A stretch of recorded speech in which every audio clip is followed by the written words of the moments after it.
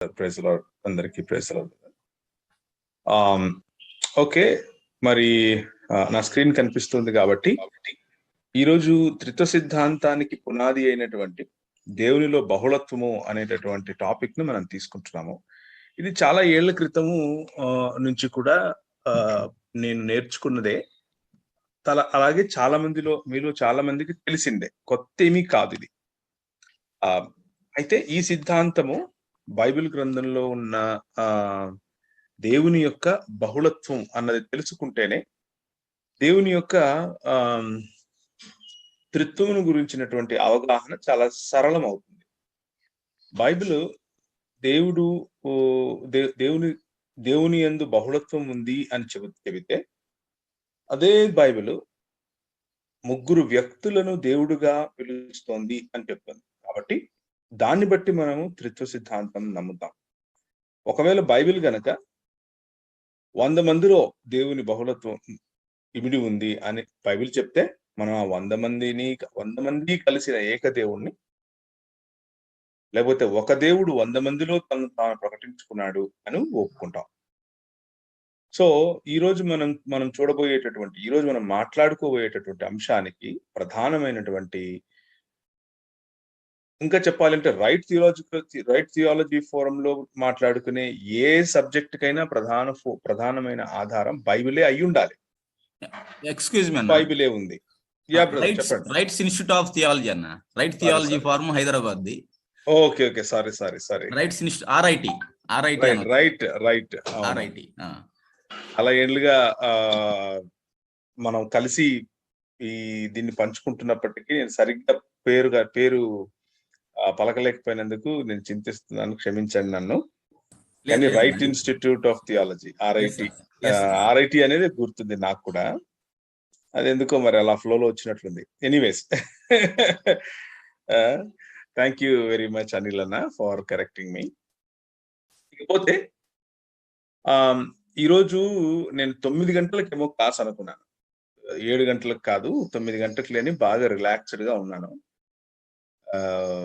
కానీ ఏదేమైనా కానీ సమయం కొద్దిగా దాటిపోయినప్పటికీ మీ మధ్యలో ఉండటానికి ప్రభు ఇచ్చినటువంటి అవకాశాన్ని బట్టి ప్రభువుకు కృతజ్ఞత తెలియజేస్తున్నాను. స్లైడ్ షో బాగుంటుందన్న. స్లైడ్స్ కనబడట్లేదా? కనబడుతుంది. స్లైడ్ షో అయితే ఇంకా పెద్దగా వస్తుంది కదా కింద. ఓకేనా? గుడ్ అన్న, గుడ్. Right, okay. అయితే స్లైడ్స్ మీరు కనిపించేటప్పుడు మీకు ఈ స్లైడ్స్ ఎందుకు ఉపయోగపడతాయి అని అంటే, కేవలం మీరు నోట్స్ రాసుకునేటప్పుడు ఎక్కువగా దీన్ని చూసుకుంటూ వెళ్ళిపోతే సరిపోతుంది అని మాత్రం అనుకోకండి. ఎందుకంటే ఈ మీకు కనిపించే ఈ స్లైడ్ ఈ క్లాస్ అయిపోయిన వెంటనే అనిల్ గారి దగ్గరికి చేరుతుంది. ఓకే, అనిల్ గారు ఎవరెవరైతే మీరు రిజిస్టర్ చేసుకున్నారో వాళ్ళకు ఆయన ఇస్తాడు. నా వైపు నుంచి ప్రెజెంటేషన్ ఇచ్చేటటువంటి నా వైపు నుంచి ఏమీ నేను ఛార్జ్ చేయను దీని గురించి. కాబట్టి మీరు దయచేసి దీన్ని రాసుకోవడంలో ఎక్కువ సమయం వృధా చేయొద్దు. అక్కడ ఏదో వేరే భాష కనిపిస్తుంది, ఎక్కడ రాసుకోవాలి, పైన ఏదో ఆయన పాట పెట్టాడు నేను ఎలా రాసుకోవాలి అని మీరు అనుకోకండి. ఇదంతా మీ చేతికి వచ్చేస్తుంది అయిపోయిన వెంటనే. కాబట్టి ఇబ్బంది పడకండి. మనం మాట్లాడుకోవడంలో కొంచెం ఓపెన్ గా కనుక మాట్లాడుకుంటే గనక చాలా ఈజీగా ముందుకు వెళ్ళిపోతాం. అయితే నేను ఇంతకుముందు చెప్పినట్లుగానే వీళ్ళు చాలా మంది ఈ సబ్జెక్ట్ తెలిసిన వారు, ఈ సబ్జెక్ట్ చాలా మందికి బోధించిన వారు ఉన్నారు. కాబట్టి మనము మళ్ళీ ఏబిసిడీలకు వెళ్ళాల్సిన అవసరం లేదని నేను భావిస్తున్నాను. కాకపోతే ద్వితీయోపదేశకాండం 6వ అధ్యాయం 4వ వచనంలో నీ దేవుడైన యెహోవా అద్వితీయుడవు యెహోవా అన్న మాట మనకు కనిపిస్తుంది. అద్వితీయుడు అన్న మాటకు బైబిల్లో ఆ తర్జుమా చేయడానికి గల కారణం ఏమిటి అని అంటే, ఒక్కడు అన్నటువంటి పదాన్నే అద్వితీయుడు అని కూడా చెప్తున్నారు. ఒక్కడు అనంటే న్యూమరికల్, లేకపోతే సంఖ్యాపరమైన ఒకటి అనే అర్థం కూడా వస్తుంది. కానీ ఇప్పుడు రాసినటువంటి బైబిల్లో సందర్భానుసారంగానే మనం ఏదైనా వాక్యాన్ని లేకపోతే వచనాన్ని ఇంటర్ప్రెట్ చేసుకోవాలి. సందర్భానుసారంగానే ఒక వచనానికి మనం వ్యాఖ్యానం తెలుసుకోవాలి. కాబట్టి వేల్పులు అన్నప్పుడు బహు దేవుళ్ళు అన్నప్పుడు వాడిన పదము ఎలోహిం అన్న పదమే. అలాగే యెహోవా దేవుడు అన్నప్పుడు వాడిన పదం కూడా ఎలోహిం అన్న పదమే. ఆ సందర్భంలో నీ దేవుడు అని ఎఖాద్ అంటున్నారు. ఎఖాద్ అంటే అద్వితీయుడు అని మన వాళ్ళు తర్జుమా చేశారు. షమా ఇస్రాయేల్ యాహ్వే ఎలోహిను యాహ్వే ఎఖాద్ అన్నారు. దీన్నే అరబీలో ఖురాన్‌లో ఉన్నటువంటి వారు దీన్ని ఖుల్ హువల్లాహు అహద్ అన్నారు. అహద్ అన్న పదానికి అరబీ భాషలో అనేకులలో ఒకడు అన్నటువంటి అర్థం కూడా వస్తుంది. అలాగే హిబ్రూ భాషలో ఉన్నటువంటి ఎఖాద్ అన్న పదానికి ఈయన బహుళత్వము కలిగినటువంటి ఏక దేవుడు, లేకపోతే బహుళత్వం కలిగినటువంటి ఐక్యత అన్నటువంటి అర్థం కూడా వచ్చే అవకాశం ఉంది. ఇది మాత్రమే అర్థం అని నేను చెప్పట్లేదు. కానీ ఆ అర్థం కూడా గ్రామర్‌లో ఉంది అని చెప్తున్నాను. సో, హెబ్రీ భాషలో ఒకటి అనే పదానికి మీకు కనిపించే ఇషా, నెఫెష్, యహిద్, అల్మోని, ఎహాద్, హామ్, బాద్ ఇలాంటి పదాలు చాలా ఉన్నాయి. బైబిల్‌లో మనకు దగ్గరగా ఈ పదం వాడినటువంటి అంశాలను మనం చూద్దాం. ఒక స్త్రీకి ఒక స్త్రీ లేకపోతే ఒక పురుషుడు అని చెప్పటానికి ఇష్ లేకపోతే ఇషా అనే పదాలు వాడారు. నెఫెష్ అన్న పదాలు కూడా వాడారు అక్కడక్కడ. అలాగే సంఖ్యాపరమైనటువంటి ఒక వస్తువు, ఉదాహరణకు ఒక ఫోను అని చెప్పటానికి యహిద్ ఫోన్ అని చెప్పొచ్చు. అంటే ఒక ఫోన్ అని చెప్పటానికి యహిద్ అన్న పదం, సంఖ్యాపరమైన ఒకటి గురించి మాట్లాడటానికి యహిద్ అన్న పదము ఎక్కువగా వాడారు. ఇది ఆదిమ హెబ్రీ భాష గురించి మనం మాట్లాడుకుంటున్నాం. సో ఆదికాండం 2వ అధ్యాయం 24వ వచనంలో ఇద్దరు స్త్రీ పురుషులు, మన పాస్టర్ గారు, మీరు ఇంతమంది పాస్టర్లు ఉన్నారు ఆన్లైన్ లో, మీరు పెండ్లి చేసేటప్పుడు కావున స్త్రీ పురుషులు ఏకమై ఏక శరీరం అనబడుదురు అని చెప్తూ ఉంటారు పెండ్లిళ్ళు చెప్పేటటువంటి సర్మన్. సో వారు ఏక శరీరమై ఉంటారు అన్నప్పుడు కూడా వాడినటువంటి పదము ఎహాద్ అన్నటువంటి పదం. నిజానికి అక్కడ ఇద్దరు వ్యక్తులు ఉన్నారు, 2 శరీరాలున్నాయి. ఆ 2 శరీరాల యొక్క కలయికను కూడా, ఆ ఇద్దరు వ్యక్తుల యొక్క కలయికను కూడా దేవుని వాక్యము ఎహాద్ అన్నటువంటి పదంతోనే ఉంది. అంటే సమూహము కలిగినటువంటి ఏకత్వమును గురించి చెప్తాం. ఇది మనం లాంగ్వేజ్ పరంగా లేకపోతే భాషాపరమైనటువంటి వివరణలోనికి మనం వస్తూ ఈ పదాలను మనం ఒకసారి బేరీజు వేసుకుంటున్నాం. ముందు కేవలము భాష మీద ఆధారం చేసుకుని మాత్రమే కాకుండా ఇంకొంచెం స్పష్టతలోనికి కూడా బిబ్లికల్ గా, అంటే బైబిల్ ఆధారంగా మిగిలినటువంటి వచనాల ఆధారంగా కూడా మనం మాట్లాడుకునేందుకు అవకాశం ఉంటుంది. ఇకపోతే ఆదికాండం 11వ అధ్యాయం 6వ వచనంలో అప్పుడు యెహోవా ఇదిగో జనము ఒక్కటే అంటున్నాడు. జనము ఒకటవటం ఏంటి? జనము నిజానికి చాలా మంది ఉంటారు కదా. సో జనము ఐక్యత కలిగి ఉంది అని చెప్పటం కోసం, జనమంతా ఒకటే, ఒకే విధంగా అన్నటువంటి ఆ భావం వస్తూ దేవుని వాక్యం ఏం చెప్తుందంటే, ఇదిగో జనము ఒక్కటే, వారికందరికీ భాష ఒక్కటే. భాష అన్నప్పుడు వాడిన ఒక్కటేకి, జనము అన్నప్పుడు వాడిన ఒక్కటేకి ఒకటే పదం వాడారు. భాష సింగ్యులర్ అంటే ఏకవచనం, జనము కూడా సింగ్యులర్ వచనమే, కానీ అందులో బహుళత్వం ఉంది. ఉదాహరణకు బియ్యం, నీళ్ళు. బియ్యం అనేది బహుళత్వం కలిగినటువంటి ఏకవచనం. గుప్పిడి బియ్యమైన బియ్యమే, ఒక బియ్యపు గింజ అయిన బియ్యమే, ఒక బస్తాడు బియ్యమైన బియ్యమే. దానికి బహుళత్వం ఏముంది అంటే బియ్యాలు ఉండవు. నీళ్ళుల్లులు ఉండవు, నీళ్ళునే ఉంటుంది. సో ఇవన్నీ కూడా భాషాపరమైనటువంటి హద్దులు. ఒక్కొక్క భాషకు ఒక్కొక్క రకమైన హద్దులు ఉంటాయి. ఆ హద్దులను మనం బైబిల్ చదివే వాళ్ళము హెబ్రీ భాషకు ఉన్నటువంటి హద్దుల్లోనే బైబిల్‌ను అర్థం చేసుకోవాలి. సో హెబ్రీ భాషలో ఉన్నటువంటి పదజాల ప్రయోగం అన్నది ఈ విధంగా జరుగుతోంది. ఆదికాండం 11వ అధ్యాయము 6వ వచనంలో ఉన్నట్లుగా. జనము ఒక్కటే, ఎహాద్ అన్న పదమే వాడబడింది. ఇకపోతే మనము ముందుకెళ్ళినట్లయితే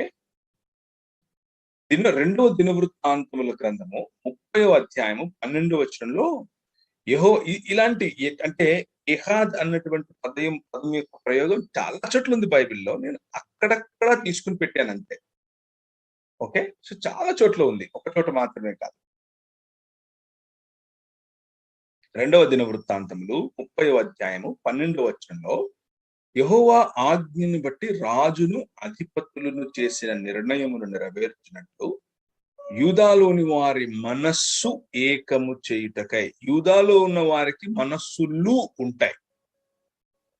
మనస్సు అని ఏకవచనం వాడుతూ ఏకము చేయుటకై అన్న పదము చెప్తున్నాడు.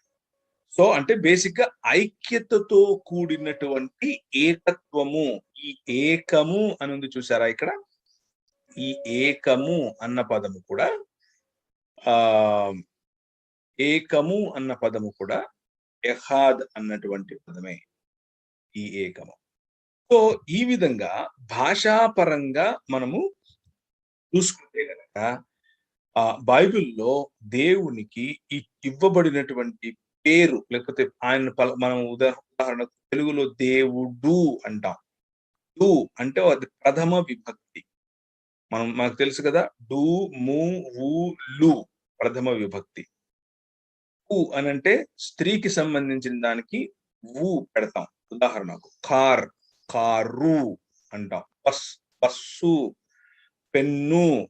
ఊ తగిలిస్తే ఒకటి అని అర్థం. అలాగే ప్రవీణ్ అంటే ప్రవీణుడు. రు తగిలిస్తే స్త్రీలింగం కాకుండా పురుషలింగం అని తెలుసుకోవటం కోసం ప్రథమ విభక్తిగా వాడతాం. అలాగే హెబ్రీ భాషలో కూడా వాళ్ళకున్నటువంటి గ్రామర్ లో హిమ్ అన్నప్పుడు అది బహుళత్వం. లు పెడితే బహుళత్వం తెలుగులో ప్రథమ విభక్తి. లు, మూవు, లు కదా. లు అనేది బహుళత్వం. కుక్కలు, పెన్నులు, బస్సులు. లు అనేది బహుళత్వం. అలాగే ఎలోహ్ అన్నది ఏకవచనం అయితే, ఎల్ అన్నది ఏకవచనం అయితే, ఎలోహిం అన్నది బహువచనము. ఎలోహిం అన్నది బహువచనము. సో సుమారు 2570 సార్లు ఈ పదాలు వాడారు. ముఖ్యంగా ఎలోహిం అన్న పదం వాడారు. ఈ పదము దేవునిలో ఉన్న బహువచనాన్ని లేక బహుళత్వాన్ని చూపిస్తాంది. దేవుణ్ణి సృష్టికర్తగా చెప్పిన సందర్భాల్లో ఎలోహిం అని వాడారు. మన స్వరూపమందు మన పోలిక చొప్పున నరులను చేయుదుము అని ప్రభు చెప్పినప్పుడు కూడా ఎలోహిం ఈ విధంగా అన్నాడు అన్నటువంటి సందర్భంలోనే చెప్పినటువంటిది ఆ పర్టికులర్ వచనం. సో మన అని అన్నప్పుడు దేవుడు ఎవరిని చూసి మన అంటున్నాడు? దూతలను చూసి మన అంటున్నాడా అంటే మనం దూతల పోలికలో లేము. వేరొక దేవుణ్ణి చూసి చెప్తున్నాడా అని అంటే మనకు దేవుడు ఒక్కడే. వేరొక మనుష్యులను చూసి చెప్తున్నారా అని అంటే మనుష్యులు మొట్టమొదటగా సృష్టించబడుతున్నటువంటి మనుష్యుల గురించినటువంటి సందర్భము ఆ మొదటి అధ్యాయం ఆదికాండం. అలాంటప్పుడు ఇంకెవరి పశుపక్షాదులతో ఈ మాట చెప్తున్నాడా అని అంటే మనం పశుపక్షాదులతో భిన్నంగా ఉన్నాం. కాబట్టి దేవుడే బహుళత్వముతో ఆ ఎక్స్ప్రెషన్ అంటే ఆ తన భావ ప్రకటనను ఆ విధంగా చేస్తున్నాడు అన్న విషయాన్ని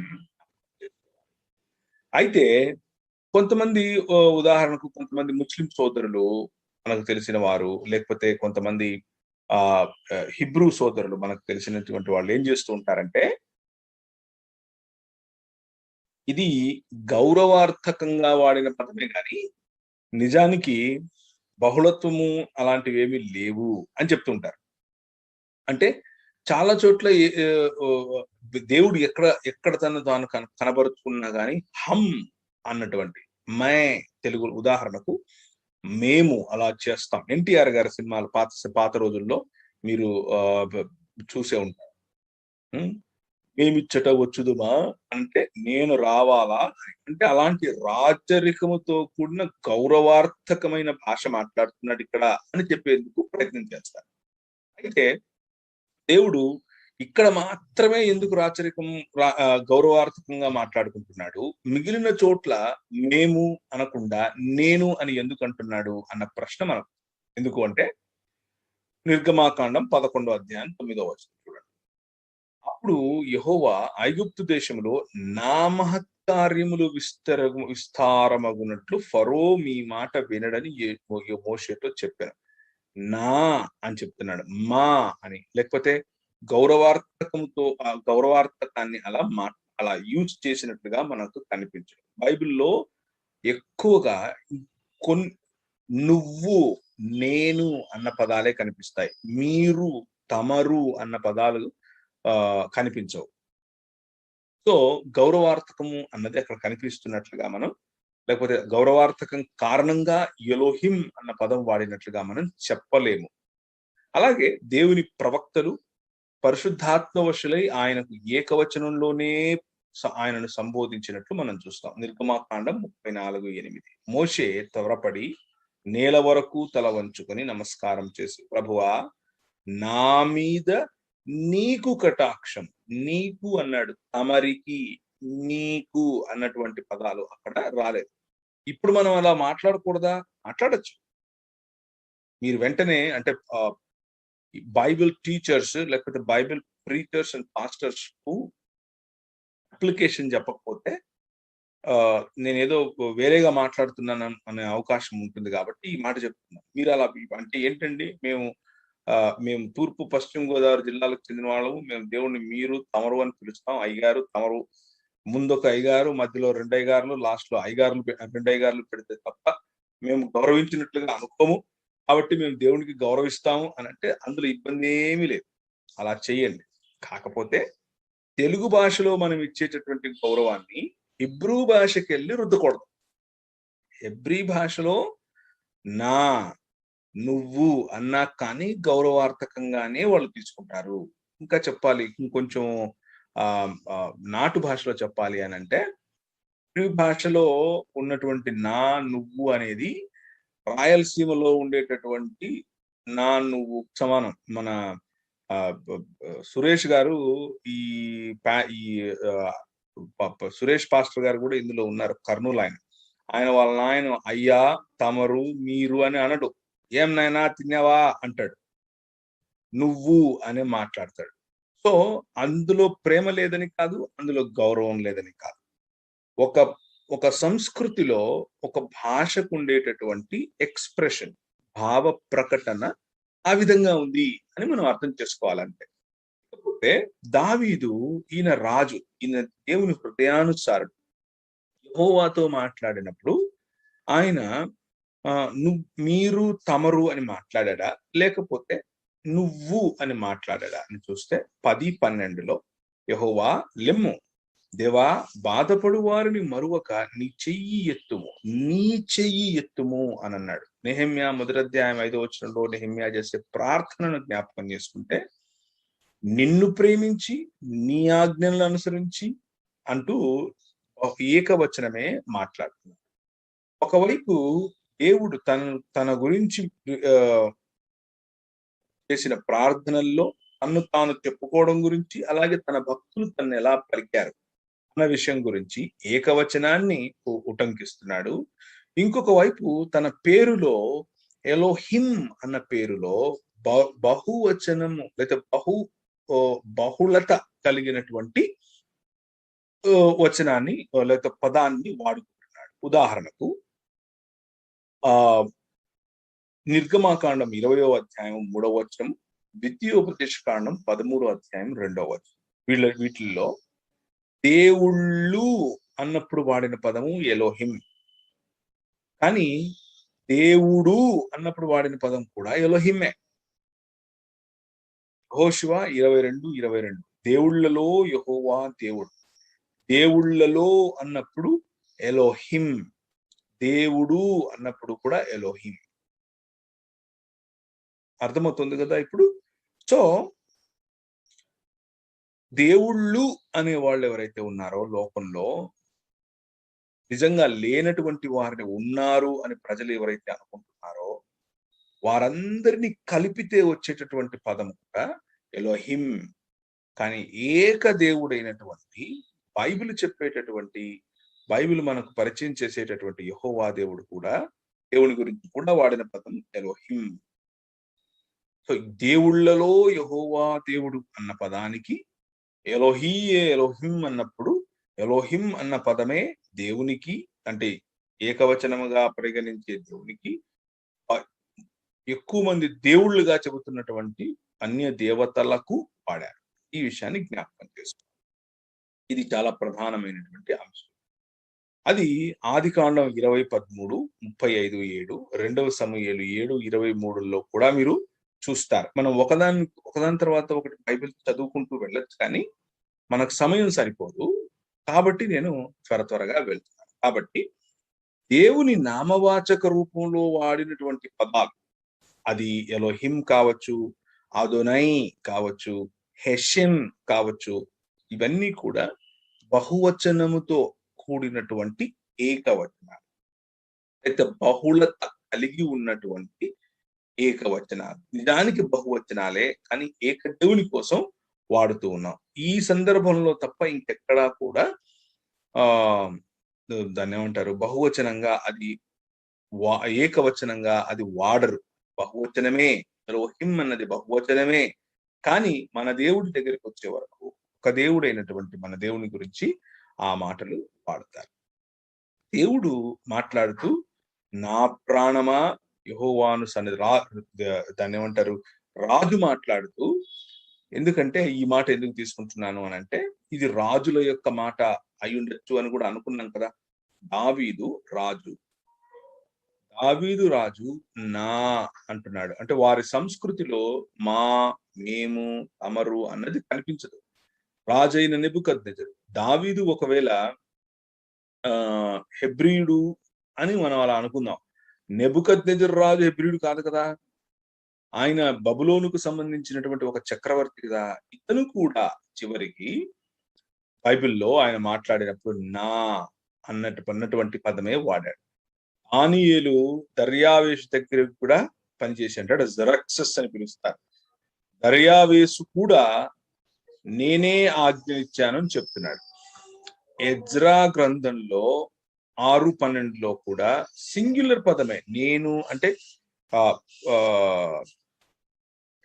రాజులు, చక్రవర్తులు, తర్వాత ప్రవక్తలు, ఇలాంటి వాళ్ళందరూ కూడా సింగులర్ వచనాలే, అంటే ఏకవచనాలే వారికి వారు చెప్పుకుంటూ వస్తూ ఉన్నారు. ఈ విషయాన్ని జ్ఞాపకం. ఇది మనం బైబిల్ ఏ సంస్కృతిలో చదువుతున్నాం, ఏ భాషా సంస్కృతిలో చదువుతున్నాం అన్నది మనం అర్థం చేసుకోవాలి. ఇక్కడ నుండి మనము, అంటే ఇప్పటి వరకు మనం ఏం చూసాము అనంటే, యెహోవా దేవుడు తనకు దగ్గరగా ఉండటానికి ఇచ్చినటువంటి ఎగ్జాంపుల్ ఏమిటి అనంటే, ఒక స్త్రీ, ఒక పురుషుడు 2 శరీరములు ఉన్నాయి, కానీ వివాహ బంధంలో ఒక శరీరంలోనికి వచ్చినప్పుడు ఏ విధంగా అయితే ఒకే శరీరము అని పిలువబడతారో, అలాగే ఇది బహుళత ఉన్నప్పటికీ ఏకవచనం ఎలా అయిపోతారో, అలాగే తండ్రి, కుమార, పరిశుద్ధాత్ములు, లేకపోతే ఇంకెవరైనా అనండి, ఒక దేవుడు కానీ ముగ్గురు వ్యక్తులలో, అంటే ఎక్కువ మంది, ఒకటి కంటే ఎక్కువ వ్యక్తులలో తను తాను కనపరుచుకున్నాడు అని చెప్పటానికి ఇచ్చినటువంటి ఉదాహరణ అది మాత్రమే. అంతకు మించి వేరే ఉదాహరణ ఇంతవరకు చెప్పలేదు. ఎందుకు అనంటే, మనిషిని మాత్రమే ఆయన నా స్వరూపమందు నా పోలిక చొప్పున చేశాను అని అన్నాడు. మిగిలిన ఎవరిని కూడా అలా చెప్పలేదు. కాబట్టే ఎహాద్ అన్న పదము, అక్కడ ఎహాద్ అన్న పదము దేవునికి సంబంధించిన ఉనికి దగ్గర వాడాడు. ముందుకెళ్దాం. ఈ బహుళత్వం కలిగినటువంటి దేవుడు ప్రజలతో ఏ విధంగా తన్ను తాను బయలుపరుచుకున్నాడు, ఏ విధంగా తన్ను తాను చూపించుకున్నాడు అన్న విషయాన్ని కనుక మనం జ్ఞాపకం చేసుకుంటే, మీకా గ్రంథం 5వ అధ్యాయము 2వ వచనం.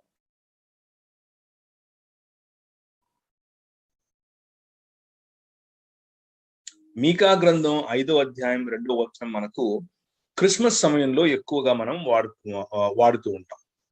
క్రిస్మస్ సమయంలో ఏం జరుగుతుంది? యేసుక్రీస్తు వారి జననం గురించి, బెత్లెహేములో ఆయన పుట్టాలి అన్నటువంటి ప్రాఫెసీ అంటే ప్రవచనమును గురించి జ్ఞాపకం చేసుకుంటాం కాబట్టి, బెత్లెహేము ఎఫ్రాతా యూదావారి కుటుంబములలో నీవు స్వల్ప గ్రామమైనను నా కొరకు ఇశ్రాయేలీయులను ఏలబోవాడు నీలో నుండే వస్తాడు అని చెప్పేటటువంటి ఒక ప్రవచనాన్ని మనం తీసుకుంటాం. ఆ నీలో నుండి వచ్చేవాడు పురాతన కాలము మొదలుకొని శాశ్వత కాలం ప్రత్యక్షమగుచుండెను అన్నటువంటి మాటను మనం చూస్తాం. ఏంటి పురాతన కాలము అంటే నాకు తెలుసు, శాశ్వత కాలము అన్నా నాకు తెలుసు. అంటే ఈయన ప్రత్యక్షతలు పురాతన కాలం నుంచి జరుగుతూ ఉన్నాయని బైబిల్ చెప్తోంది. ఏంటి ఆ పురాతన కాలాలు అన్నటువంటి ఇన్వెస్టిగేషన్ ఆ పుస్తకంలో ఈ పురాతన కాలం నుంచి ఆయన ఎవరికి ప్రత్యక్షమగు చూస్తున్నాడు అన్న విషయాన్ని జ్ఞాపకం. దీన్ని మనం since we're in right institute of theology అంటే థియాలజీ చదువుకునే విషయంలోకి వచ్చాం కాబట్టి మొదటగా మనం ఇంతవరకు చేసింది ఎటిమలాజికల్ లేకపోతే భాషాపరమైనటువంటి అధ్యయనం. ఇప్పుడు మనం చేస్తున్నది థియోఫెనికల్ లేకపోతే థియాఫనీ, దేవుని యొక్క ప్రత్యక్షత. దేవ్ అన్న పదానికి అర్థం దేవుడు, ఫనీ అన్న పదానికి అర్థం ప్రత్యక్షత.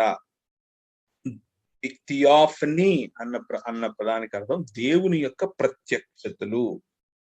ఇది పాత నిబంధన గ్రంథంలో దేవుడు ప్రజలకు తన్ను తాను ఏ విధంగా బయలుపరుచుకున్నాడు అని చెప్పడం కోసం చేసేటటువంటి అధ్యయనం. అంటే నేను పురాతన కాలం నుంచి శాశ్వత కాలము ప్రత్యక్షమగుచూ ఉన్నాను అని అంటున్నాడు. ఈ రోజుకు ఇప్పటికీ ఆయన ప్రత్యక్షతలు ఎక్కడెక్కడ ఎవరెవరికి ఎప్పుడెప్పుడు ఏ విధంగా ఆయనను అర్థించే వారికి, ఆయనను వెతికే వారికి ఆయన కనిపిస్తూనే ఉన్నాడు, మాట్లాడుతూనే ఉన్నాడు, ఆయన నడిపింపు కల్పిస్తూనే ఉన్నాడు కదా. సో పురాతన కాలం అంటున్నాడు. పురాతన కాలంలో ఆయన యొక్క ప్రత్యక్షతలు బైబిల్లో నమోదు ఏమైనా చేశారా? చేసుంటే ఎక్కడ చేస్తున్నారు అన్న ఇన్వెస్టిగేషన్ ఒక 10-15 నిమిషాలు మనం చేద్దాం. చేసి తర్వాత సబ్జెక్ట్ లోనికి, ఇంకా లోతైన సబ్జెక్ట్ లోనికి మనం వెళ్దాం. ఇప్పుడు కరెక్ట్ గా 7:52 అవుతా ఉంది. 8:30 వరకు నాకు టైం ఉందని నేను అనుకుంటున్నాను. ఎవరైనా కన్ఫర్మ్ చేస్తారా? 9 వరకు అన్న. 9 వరకు. ఓకే, 9 వరకు ఉంది కాబట్టి సఫిషియెంట్ టైం. ఈ రోజు మనం ఈ సబ్జెక్ట్ మనం నేను ఎన్నుకున్నటువంటి ఈ భాగాన్ని సఫిషియెంట్ గానే మనం చేయగలుగుతామని అనుకుంటున్నాను ఈ పేస్ లో వెళ్తే. ఇకపోతే ఈ మీకా గ్రంథంలో ఉన్నటువంటి 5వ అధ్యాయము 2వ వచనంలో ఉన్న మాట గురించి మనం మాట్లాడుకుంటే, ఎప్పుడు ఎక్కడ ఎవరికి ఆయన కనిపించాడు అన్న విషయాలు కనుక మనం చూసుకుంటే, ఈ థియోఫనీలో ఈ పిలిచేటటువంటి ఆయన మొట్టమొదటిగా మనము ఆది నుంచి ఆది కాండం నుంచి ద్వితీయోపదేశ కాండం వరకు ఉన్నటువంటి పంచకాండాల దగ్గరికి వెళ్దాం. అంటే మనం ఒక స్ట్రక్చరల్ గా వెళ్తున్నాం కాబట్టి, ఒక పద్ధతి ప్రకారం వెళ్తున్నాం కాబట్టి, ఆది కాండంలో జరిగిన విషయాలైన నిర్గమాకాండంలో లేకపోతే ద్వితీయోపదేశ కాండం వరకు జరిగే అంశాలన్నీ కూడా మోషే రాస్తున్నాడు కాబట్టి మోషేని అడుగుదాం. మోషే గారు మోషే అనే ఉంది బైబిల్లో, గార్లు లేవు. మనం పెట్టుకుంటున్నాం because we want honour, we want respect people. Moshe గారు ఏంటంటే దేవుడు ఏదో పురాతన కాలం నుంచి కనిపిస్తూ వస్తున్నాడంట, మరి ఏంటంటే మీకు కనిపించారా అని అడగాలి. అడిగితే నిర్గమాకాండం చదువుకో పూర్వభావం 3వ అధ్యాయంలో ఉంటది అని అంటాడు. నిర్గమాకాండం 3వ అధ్యాయంలో 1 నుంచి 16 వరకు కనుక మనం చదివితే మనకు కనిపించేటటువంటి ఘటన ఏంటి, ఘట్టం ఏంటి అని గనక మనం చూస్తే, అక్కడ ఒక పొద మండుతా ఉంది. మండే పొద మధ్యలో నుంచి ఎవరు మాట్లాడుతున్నారు అన్నది ఇది మనం కొంచెం చదవాలి. చదువుకుంటూ మనం చూస్తే మనకు ఇందులో కొంచెం స్పష్టత వచ్చే అవకాశం ఉంటుంది. ఎవరైనా తీస్తారా బైబిల్? నాకు ఒక్కరు సహాయం చేయాలి. దాన్ని ఏమంటారు, బైబిల్ చదివే విషయంలో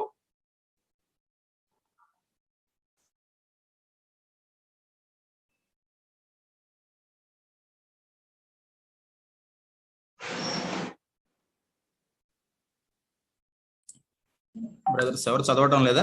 3:16 కదన్నా? నీవు వెళ్ళి 1 నుంచి 16 వరకు చదవాలన్న. అంటే ఈ వాక్య భాగము కొంచెం మిద్యాను యాజకుడైన యిత్రో. ఉదయ్ భాస్కర్ గారు చదవండి.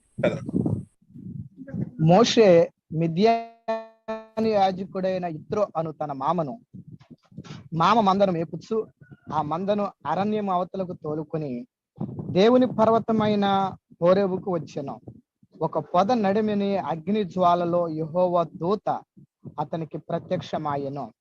అతడు చూచినప్పుడు అగ్ని వలన ఆ పొద. ఒక ప్రశ్న బ్రదర్, ఇక్కడ చదువుతున్న వారు అలాగే మిగిలిన వారు కూడా దీనికి స్పందించచ్చు. ఎవరు ప్రత్యక్షమయ్యారు? ఒక దూత ప్రత్యక్షం. యెహోవా దూత. మళ్ళీ చదవండి, మళ్ళీ చూడండి, మళ్ళీ చదవండి. ఒక పొద నడిమిని అగ్ని జ్వాలలో యెహోవా దూత అతనికి ప్రత్యక్షమాయెను. యెహోవా దూత అతనికి ప్రత్యక్షమాయెను. సో స్పష్టంగా మనం ఏదైతే చదువుతున్నామో దాన్ని మనం జాగ్రత్తగా నోట్ చేసుకుంటూ వెళ్దాం. ప్రత్యక్షమైంది ఎవరు? యెహోవా దూత. ఎక్కడ ప్రత్యక్షమయ్యారు? ఒక పొదలో ప్రత్యక్షమయ్యారు. ఆ పొద పరిస్థితి ఏమిటి? చదవండి బ్రదర్. అతడు చూచినప్పుడు అగ్ని వలన ఆ పొద మండుచుండెను గాని పొద కాలిపోలేదు. అగ్ని వలన ఆ పొద మండుతూ ఉంది కానీ కాలిపోలేదు. యెహెజ్కేలు దర్శనము జ్ఞాపకం చేసుకోండి, అలాగే యెషయా సమయంలో దర్శనములు జ్ఞాపకం చేసుకోండి, అలాగే హెబ్రీలకు రాసిన పత్రిక 1వ అధ్యాయం జ్ఞాపకం చేసుకోండి. ఉదయ్ భాస్కర్ గారు కాకుండా వేరే ఎవరైనా సరే హెబ్రీలకు రాసిన పత్రిక 1వ అధ్యాయంకి వెళ్తారా?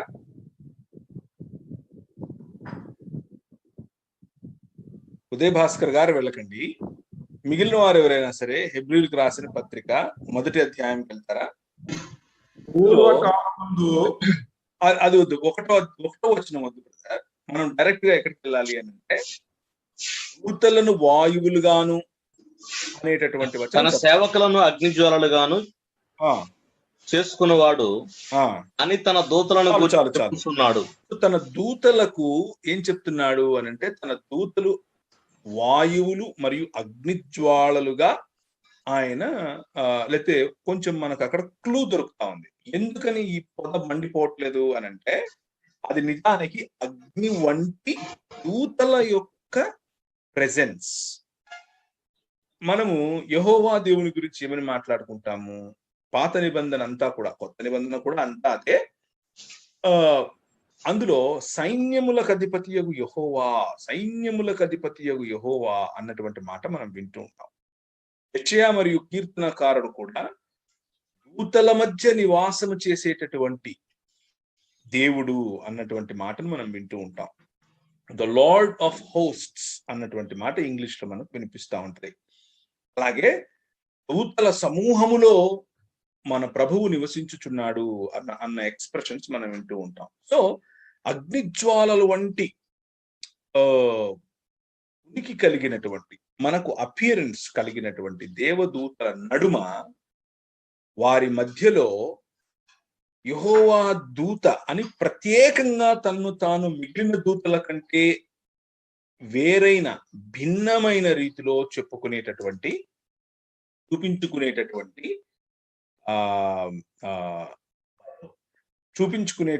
ఒక దూత ఇక్కడ ఉన్నాడు అన్నటువంటి అంశాన్ని మనం ఇప్పుడు చూడబోతున్నాం.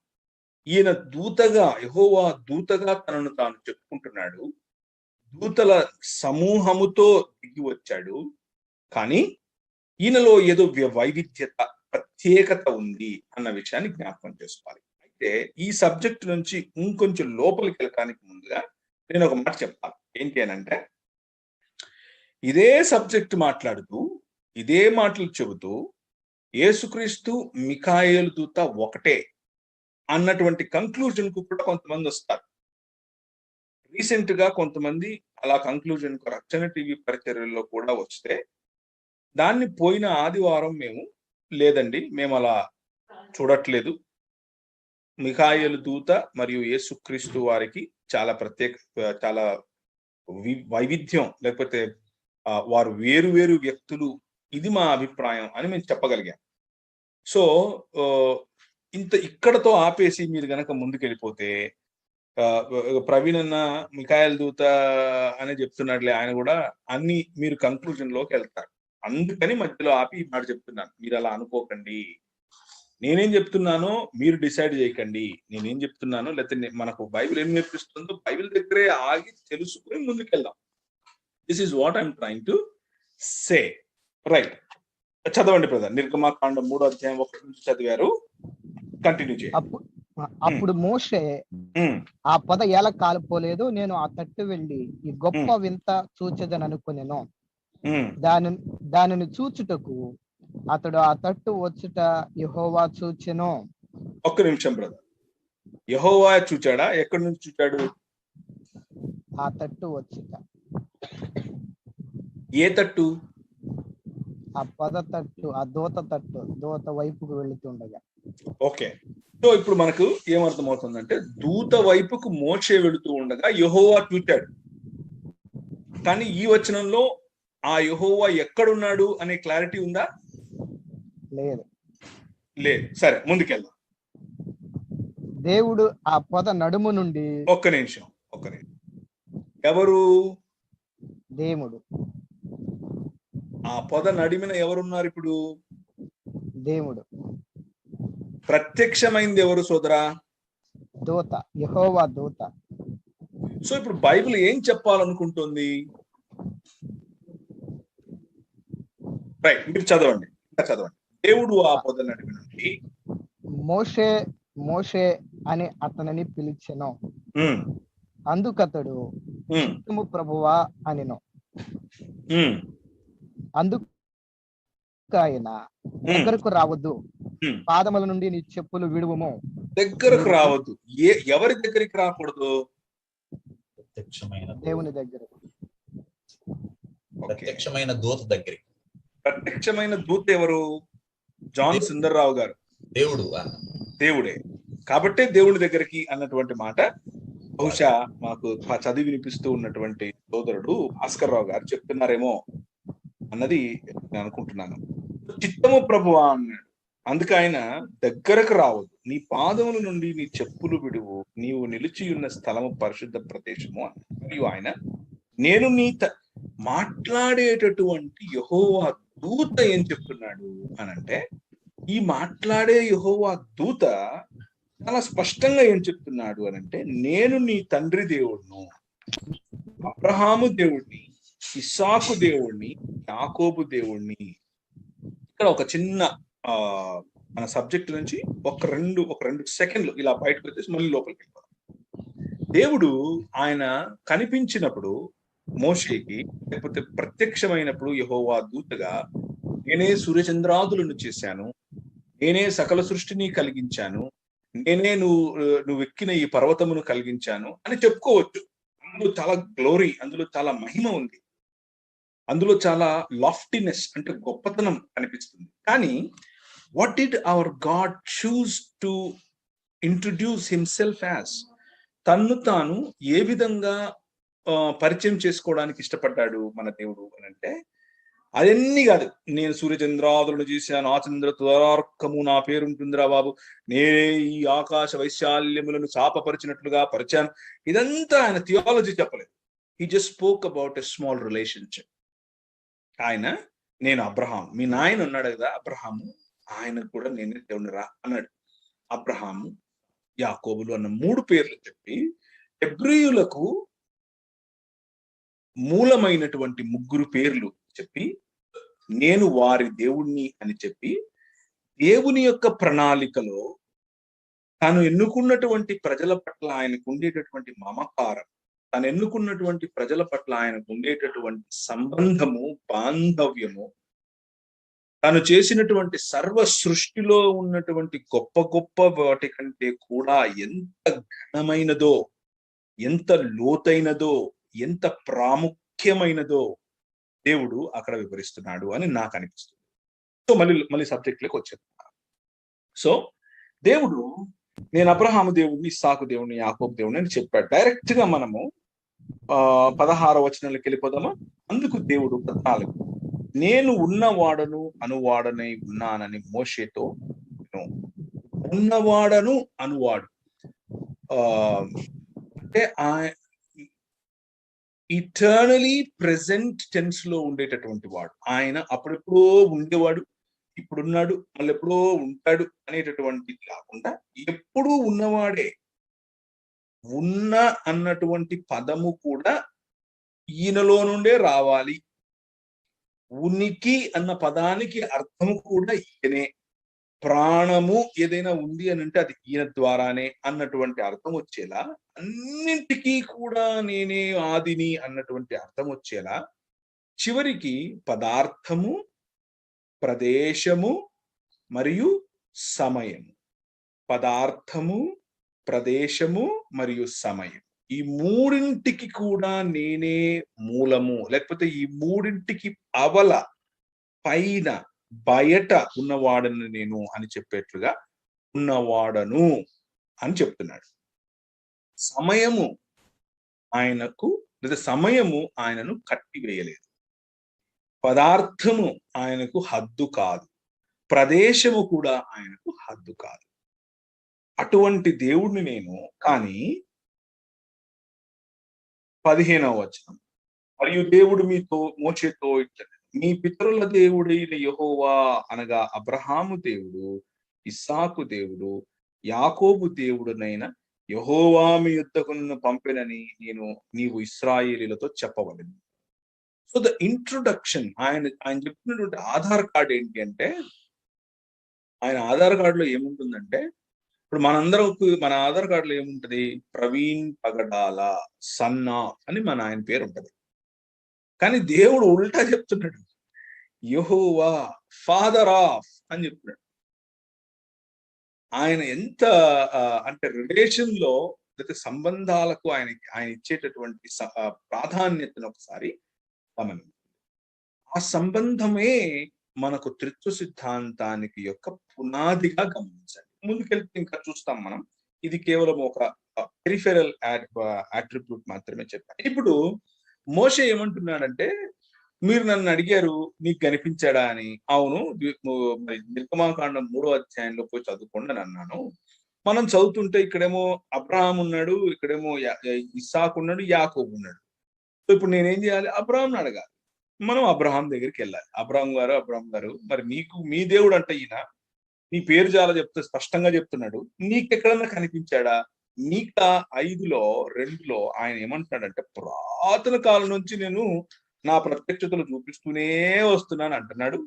మరి నీకేమైనా కనిపించాడా సార్ అని అడిగితే, మనం 12వ అధ్యాయానికి వెళ్లాల్సి ఉంటుంది. అబ్రహాము జీవితం గురించి తెలుసుకోవడానికి 12వ అధ్యాయానికి ఆదికాండంలో వెళ్లాల్సి ఉంటుంది. యెహోవా, నీవు లేచి నీ దేశము నుండి, నీ బంధువుల యొద్ద నుండి, నీ తండ్రి ఇంటి నుండి బయలుదేరి నేను నీకు చూపించే దేశమునకు వెళ్ళము. నిన్ను గొప్ప జనముగా చేసి నిన్ను ఆశీర్వదించి నీ నామమును గొప్ప చేసి. ఇక్కడ ఆయన కనబడట్లేదు, ఓన్లీ వినబడుతున్నాడు. ఇక్కడ కనబడట్లేదు, ఓన్లీ వినబడు.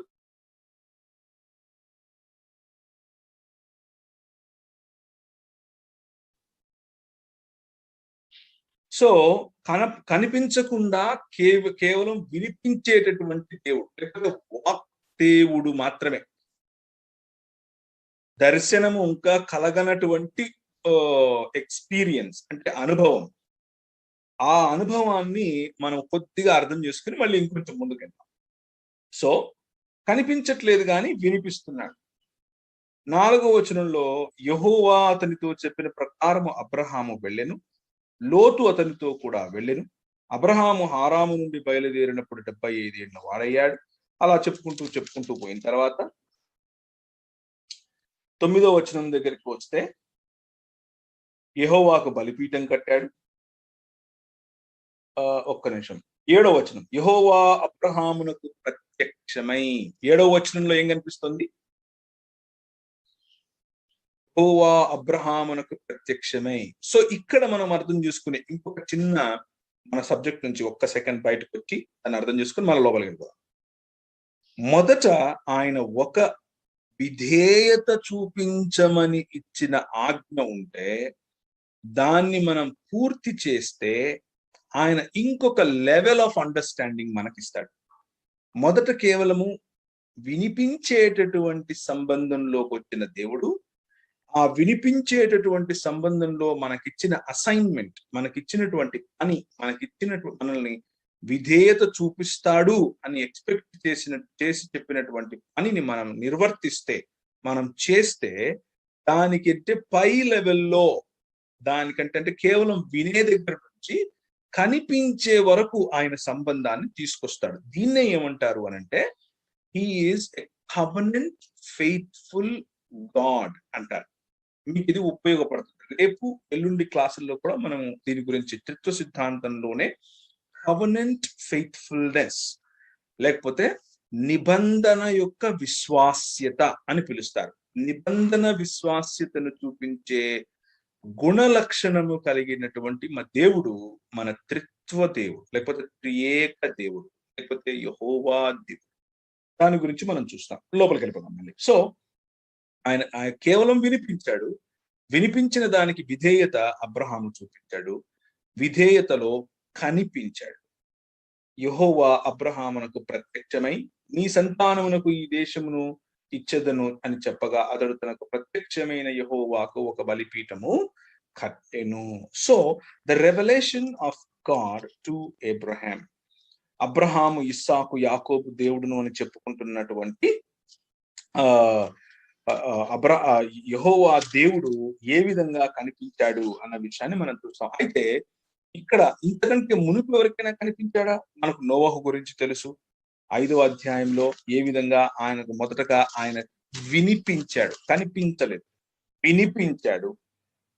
వినిపించి నరుల యొక్క స్వభావము 6వ అధ్యాయంలో 5వ వచనంలో చెడిపోయి బలాత్కారముతో నిండి ఉన్న సమయంలో నీతిపరుడు అనేవాడు కేవలము నోవహు కనిపించటం, నోవహు నీవే నా యుద్ధ నీతివంతుడవై ఉన్నావు అని యెహోవా పలకటం, ఆయన మాట విని 40 రాత్రులు 40 పగళ్ళు ప్రచండ వర్షం వచ్చినప్పుడు ఆయన మాటను పట్టుకుని ఓడలో ఉండటం, తన కుటుంబాన్ని కాపాడుకుని బయట కాలు పెట్టేటప్పుడు అప్పుడు నోవహు యెహోవాకు బలిపీఠము కట్టి అన్న పదం 8:20లో కనిపిస్తుంది. సో ఈ బలిపీఠము కట్టటము అన్నటువంటి రెవల్యూషన్ కూడా it is just result of the expression are result of the presence of God. దేవుని యొక్క సన్నిధిని ఎప్పుడైతే వారు గమనించారో అప్పుడు అది చేయటం మొదలు పెట్టారు. ఇది 12వ అధ్యాయంలో అదే విషయం మనం అబ్రహాం విషయంలో కూడా చూస్తాం. ఇప్పుడు 16కు వచ్చేయాలి. 16వ అధ్యాయానికి వచ్చారు. 16వ అధ్యాయంలో అబ్రహాము కుటుంబములో ఉన్నటువంటి సారా మరియు హాగర్ విషయంలో, హాజిరా అని పిలిచారు, హాగర్ అని కూడా మనం పిలవచ్చు. హాగర్ కుటుంబంలో కూడా మనం చూడాలి. అబ్రహాము భార్య అయిన శారయి అతనికి పిల్లలు కనలేదు. ఆమెను హాగరు అని ఐగుప్తియురాలైన దాసి ఉండను కాగా శారయి ఇదిగో నేను పిల్లలు కనకుండా యెహోవా చేసి ఉన్నాడు. This is all. అంటే ఇదంతా కూడా మనం అప్లికేషన్ సైడ్ మనం చాలా సార్లు చెప్తూ ఉంటాం కాబట్టి I don't want to delve lot of time in that. అందులో ఎక్కువగా సమయం కేటాయించడం నాకు ఇష్టం లేదు. వెంటనే మనము ఇక్కడికి వచ్చేద్దాం, 6వ వచనానికి వచ్చేద్దాం. అందుకు అబ్రహాం ఇదిగో నీ దాసి నీ చేతిలో ఉన్నది, నీ మనస్సుకు వచ్చినట్లు దానితో చేయమని శారాతో చెప్పగా యెహోవా శారయి దానిని శ్రమ పెట్టినందున ఆమె యొద్ద నుండి అది పారిపోగా ఆమె పారిపోయింది. ఎక్కడి నుండి? శారా ఇంటి నుంచి ఆమె వెళ్ళిపోయింది. యెహోవా దూత అరణ్యములో నీటి బుగ్గ యొద్ద అనగా శూరు మార్గములో బుగ్గ యొద్ద ఆమెను కనుగొని. ఇప్పుడు ప్రశ్న ఎవరైనా చెప్పొచ్చు, ఎవరు కనుగొన్నారు? ఎవరిని కనుగొన్నారు?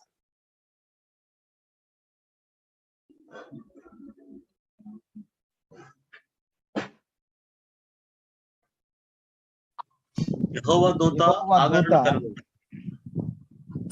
ఓకే, కనుగొన్నది యెహోవా దూత, కనుగొన్నది హాగరును. ఓకే, రైట్, బాగానే ఉంది. సో అందరూ ఇంకా మెలకువగానే ఉన్నారు, సంతోషం. శారయి దాసివైన హాగరు, ఎక్కడి నుండి వచ్చావు, ఎక్కడికి వెళ్తున్నావు అని అడిగితే, నా యజమానులైన శార యుద్ధ నుండి పారిపోతున్నాను. అప్పుడు యెహోవా దూత, ఎవరు మాట్లాడుతున్నారు?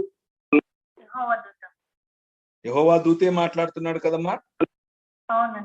ఓకే, నీ యజమానురాలు యుద్ధకు తిరిగి వెళ్ళి ఆమె చేతి కింద అణిగి ఉండమని దానితో చెప్పాను. మరియు యెహోవా దూత, ప్రతి చోట కూడా యెహోవా దూత, యెహోవా దూత, యెహోవా దూత ఉన్నటువంటి పదమే మనకు కనిపిస్తా ఉంది.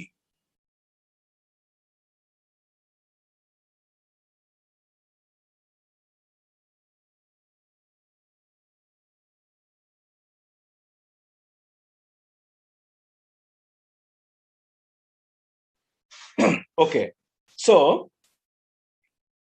అది లెక్కకు వీలు లేనంతగా విస్తారం అవుతుందని దానితో చెప్పారు. యెహోవా దూత, ఇదిగో యెహోవా నీ మొర వినెను. మాట్లాడే యెహోవా దూత ఏం చెప్తున్నాడు అంటే, ఇదిగో యెహోవా నీ మొరను వినెను, నీవు గర్భవతివై ఉన్నావు, నీవు కుమారుని కని అతనికి ఇష్మాయేలు అని పేరు పెడతావు అంటూ ఆయన వివరించి 13వ వచనంకి వచ్చే వరకు కనిపించిన యెహోవా దూతను గురించి, ఆ యెహోవా దూత చేసిన ప్రకటనను గురించి హాగరు ఏం చెప్తుంది, తన యొక్క హాగరు ఏం చెప్పినట్లుగా దేవుని వాక్యం చెప్తుంది అంటే, చూడండి, అది చూచుచున్న దేవుడవు నీవే అనే పేరు తనతో మాట్లాడిన యెహోవాకు పెట్టెను. మాట్లాడిందెవరు? యెహోవా దూత. ఈమెకి ఏమర్థమవుతుంది? యెహోవా దేవుడే. ఎందుకు అలా అర్థమవుతుంది అనేదే మనం చూడాలి. ఇంతకు ముందు మోషేకి కనిపించాడు, యెహోవా దూతగా కనిపిస్తాడు, కానీ మాట్లాడి నేను మీ నాయన దేవుణ్ణి అని అంటాడు. నోవహుకు కనిపిస్తాడు, బలిపీఠం కట్టించుకుంటాడు. హాగరుకు కనిపిస్తున్నాడు, మాట్లాడేదేమో దూతగా మాట్లాడతాడు, కానీ ఆమెకేమో యెహోవాగా అర్థమవుతుంది. కాబట్టే బెయిర్లహరోయ్ అన్నటువంటి పేరు కూడా ఆ ప్రదేశానికి పెట్టినట్లుగా. ఏలయనగా నన్ను చూచిన వాణిని నేనిక్కడ చూచితిని కదా అనుకొనెను. అంటే మళ్ళీ కన్ఫ్యూజన్ ఏమి లేకుండా కేవలం మాట్లాడినవే కాదు, నేను ఆయన్ని చూశాను అని చెబుతూ కూడా చాలా స్పష్టంగా హాగరుకు కలిగినటువంటి థియాఫెనీ, హాగరుకు సంభవించినటువంటి దేవుని ప్రత్యక్షతను మనకు దేవుని వాక్యం చెబుతుంది. 18వ అధ్యాయానికి వచ్చేద్దాం. ఇప్పుడు శారకు కలిగినటువంటి ప్రత్యక్షతను చూద్దాం. 18వ అధ్యాయము మొదటి. మరియు మమ్రే దగ్గరనున్న సింధూర వనములో అబ్రహాము ఎండవేళ గుడార ద్వారమునందు కూర్చుని ఉన్నప్పుడు యెహోవా అతనికి కనపడెను. అతడు కనులెత్తి చూచినప్పుడు 3 మనుష్యులు అతని ఎదుట నిలబడి ఉండరి. మనుష్యులు, థియాఫెనీ అన్నది మనం ఇంతవరకు యెహోవా దూత రూపములో కలిగినటువంటి థియాఫెనీ, ఆయన యొక్క ప్రత్యక్షతను చూచాం. ఇప్పుడు మనుష్యుడు నరుని రూపంలో ఆయన కనిపించే పద్ధతి లేకపోతే థియాఫెనీని మనం గమనిస్తున్నాం. So theophany can be in any forms. ఆయన నరుని రూపంలో ప్రత్యక్షమయ్యాడు, ఆయన దేవదూత రూపంలో ప్రత్యక్షమయ్యాడు, యెహోవా దూత రూపంలో ప్రత్యక్షమయ్యాడు. ఇంకా ఏ ప్రత్యక్షతలు ఉన్నాయో మనం చూద్దాం. ఇంకా ప్రస్తుతానికైతే 18వ అధ్యాయం నరుని రూపంలో ప్రత్యక్షమవుతుంది. ఇక్కడ 3 వ్యక్తులు లేకపోతే 3 మనుష్యులు కనిపిస్తున్నారు. అతడు కన్నులెత్తి చూచినప్పుడు 3 మనుష్యులు అతని ఎదుట నిలబడి. ఈ 3 కూడా యెహోవాయే అని బైబిల్ చెప్పట్లేదు. 8వ అధ్యాయం ఎక్కడా చెప్పట్లేదు. అందులో ఒకరు మాత్రమే ఎలోహింగా లేకపోతే యెహోవాగా తన్ను తాను బయలుపరచుకొని, మిగిలిన 2 కేవలం దేవదూతలుగా అక్కడి నుంచి వెళ్ళిపోవటం మనం చూస్తాం. ఎక్కడ చూడండి ఇప్పుడు. మరియు నీవు త్వరపడి 3 మూనికలు మెత్తని పిండి తెచ్చి పిసికి రొట్టెలు చేయమని సారా చెప్పాడు. ఆ తర్వాత త్వరగా సిద్ధపరచమన్నాడు. వారు అతనితో నీ భార్య అయిన సారా ఎక్కడుంది అని అడిగారు. అడుగుగా గుడారంలో ఉందని చెప్పాడు. అందుకు ఆయన మీదటి కాలంలో నీ యుద్ధకు నిశ్చయముగా మరలా వస్తాను, వచ్చినప్పుడు నేను మీకు ఆశీర్వదించినట్లు మీకు కుమారుడు అంటాడు. అబ్రహామునికి సారాయి బహుకాలము గడిచింది, వృద్ధులై ఉండడం కాబట్టి ఆమె నవ్వుకుంది. లోపల అంతటా యెహోవా అబ్రహాముతో 13వ వచనం, అంతటా యెహోవా అబ్రహాముతో వృద్ధులైన నేను నిశ్చయముగా ప్రసవించదనా అని శారా నవ్వనేలా క్వశ్చన్ మార్క్. మాట్లాడుతున్నది ఎవరు? యెహోవా. యెహోవాకు అసాధ్యమైనది ఏమైనా ఉన్నదా? మీదటికి ఈ కాలమున నిర్ణయ కాలముందు నీ యుద్ధకు తిరిగి వచ్చేటప్పుడు శారాకు కుమారుడు కలుగను. శారా భయపడి నేను నవ్వలేదని చెప్పగా అవును నీవు నవ్వి. అప్పుడు ఆ మనుష్యులు అక్కడ నుండి లేచి సొదొమ తట్టు చూసిరి. అబ్రహాము వారిని సాగనంపుటకు వారితో కూడా వెళ్ళింది. అప్పుడు యెహోవా, మనుష్యులు మరియు యెహోవా అన్నటువంటి తేడా ఇక్కడ మనకు చూపిస్తున్నాడు. ముగ్గురు నరులుగా కనిపించారు. ఒకరిని యెహోవాగా గుర్తిస్తోంది దేవుని వాక్యం. మిగిలిన ఇద్దరిని కనిపించిన నరులుగానే లేకపోతే దేవదూతలుగా గుర్తిస్తోంది. అప్పుడు యెహోవా, నేను చెయ్యబోవు కార్యము అబ్రహామునకు దాచదనా? అబ్రహాము నిశ్చయముగా బలము గల గొప్ప జనమగును, అతని మూలముగా భూమిలోని సమస్త జనులందరూ ఆశీర్వదించబడుదురు. ఎట్లనగా అబ్రహామును అతనికి కలుగుజేయనట్టు తన తరువాత తన పిల్లలను తన ఇంటి వారిని నీతి న్యాయములు జరిగించుతూ యెహోవా మార్గమును అంటూ చెప్తూ మాట్లాడిన తర్వాత నేను నా స్నేహితుడికి ఎట్లా చెప్పకుండా ఉంటాను అని ఆ మనుష్యులు అక్కడ నుండి తిరిగి సొదొమ వైపుకు వెళ్ళిరి. 22వ వచనం, అబ్రహాము ఇంకా యెహోవా సన్నిధిని నిలిచి ఉండెను. సో ముగ్గురు నరులు వచ్చారు. ఒకరేమో యెహోవాగా దేవుని వాక్యము గుర్తిస్తోంది. మిగిలిన ఇద్దరు నరులుగా ఉన్నవారు అక్కడి నుంచి వెళ్ళిపోయారు. ఆ నరులు మనం నెక్స్ట్ 19-20 అధ్యాయాల్లో చూస్తే దేవదూతలుగా సుందరమైన వారిగా వారిని చెరచటానికి ఆ సొదొమ గొమొరాలలో ఉన్నటువంటి ప్రజలు ముందుకు వచ్చినట్లుగా కూడా మనం చూస్తాం. సో అది వేరే సబ్జెక్ట్. కానీ ఇప్పుడు ఆ ముగ్గురులో ఒక వ్యక్తి మాత్రం తాను యెహోవాగా బయలుపరుచుకుని అబ్రహాముతో తనకున్నటువంటి సంబంధంలో మాట్లాడుతూ ఉన్నాడు. మాట్లాడుతూ ఉన్నప్పుడు నెగోసియేషన్స్, బార్గెనింగ్ జరుగుతోంది. బేరం ఆడుతున్నాడు అబ్రహాం గారు బేరం ఆడిన తర్వాత సరే అని చెప్పి ఆయన అంతటా ప్రభువు కోపపడిన యెడల నేను ఇంకొక మారేది మాట్లాడు, ఒకవేళ అక్కడ 10 మంది కనబడతారేమో అని అంటూ లాస్ట్ కు ఆయన బేరం ఎక్కడికి వచ్చిందంటే 10 మంది వరకు వస్తే కూడా నువ్వు చేస్తావా అని అంటే, అరే బాబు సర్లే అని చెప్పేసి అక్కడ నుంచి వెళ్ళిపోవటం మనకు కనిపిస్తుంది. ఇప్పుడు 19వ అధ్యాయంలోకి మనం వస్తాం. 19వ అధ్యాయంలో 19వ అధ్యాయంలో మనకేం కనిపిస్తుంది అని అంటే, ఇప్పుడు అక్కడ ఉన్నటువంటి సొదొమ గొమొరాలను నాశనం చేసేటటువంటి, నశించిపోయేటటువంటి ఒక భయంకరమైనటువంటి సన్నివేశం. ఈ సన్నివేశం గురించి మనం ఇక్కడ చూడబోతున్నాం. ఇది మనకు మన సబ్జెక్ట్ లో ఒక కీ, ఒక తాళపు చెవి. లోపలికి వెళ్ళటానికి, సబ్జెక్ట్ లోపలికి ఇంకొంచెం మనం వెళ్ళటానికి ఇది ఉపయోగపడుతుంది. కాబట్టి కొంచెం జాగ్రత్తగా మీరు చూడాలి. 19వ అధ్యాయము 24వ వచనం. 24వ వచనం ఎవరైనా చదువుతారా గట్టిగా? అప్పుడు చదవండి, పర్వాలేదు. అప్పుడు యెహోవా సొదొమ మీదను గొమొర్రా మీదను యెహోవా యుద్ధ నుండి గంధకమును అగ్నిని ఆకాశము నుండి కురిపించి అన్న పట్టణములను విధానమంతటిని. ఇప్పుడు నా ప్రశ్న ఏంటంటే, అబ్రహాముతో మాట్లాడిన యెహోవా ఎక్కడున్నాడు?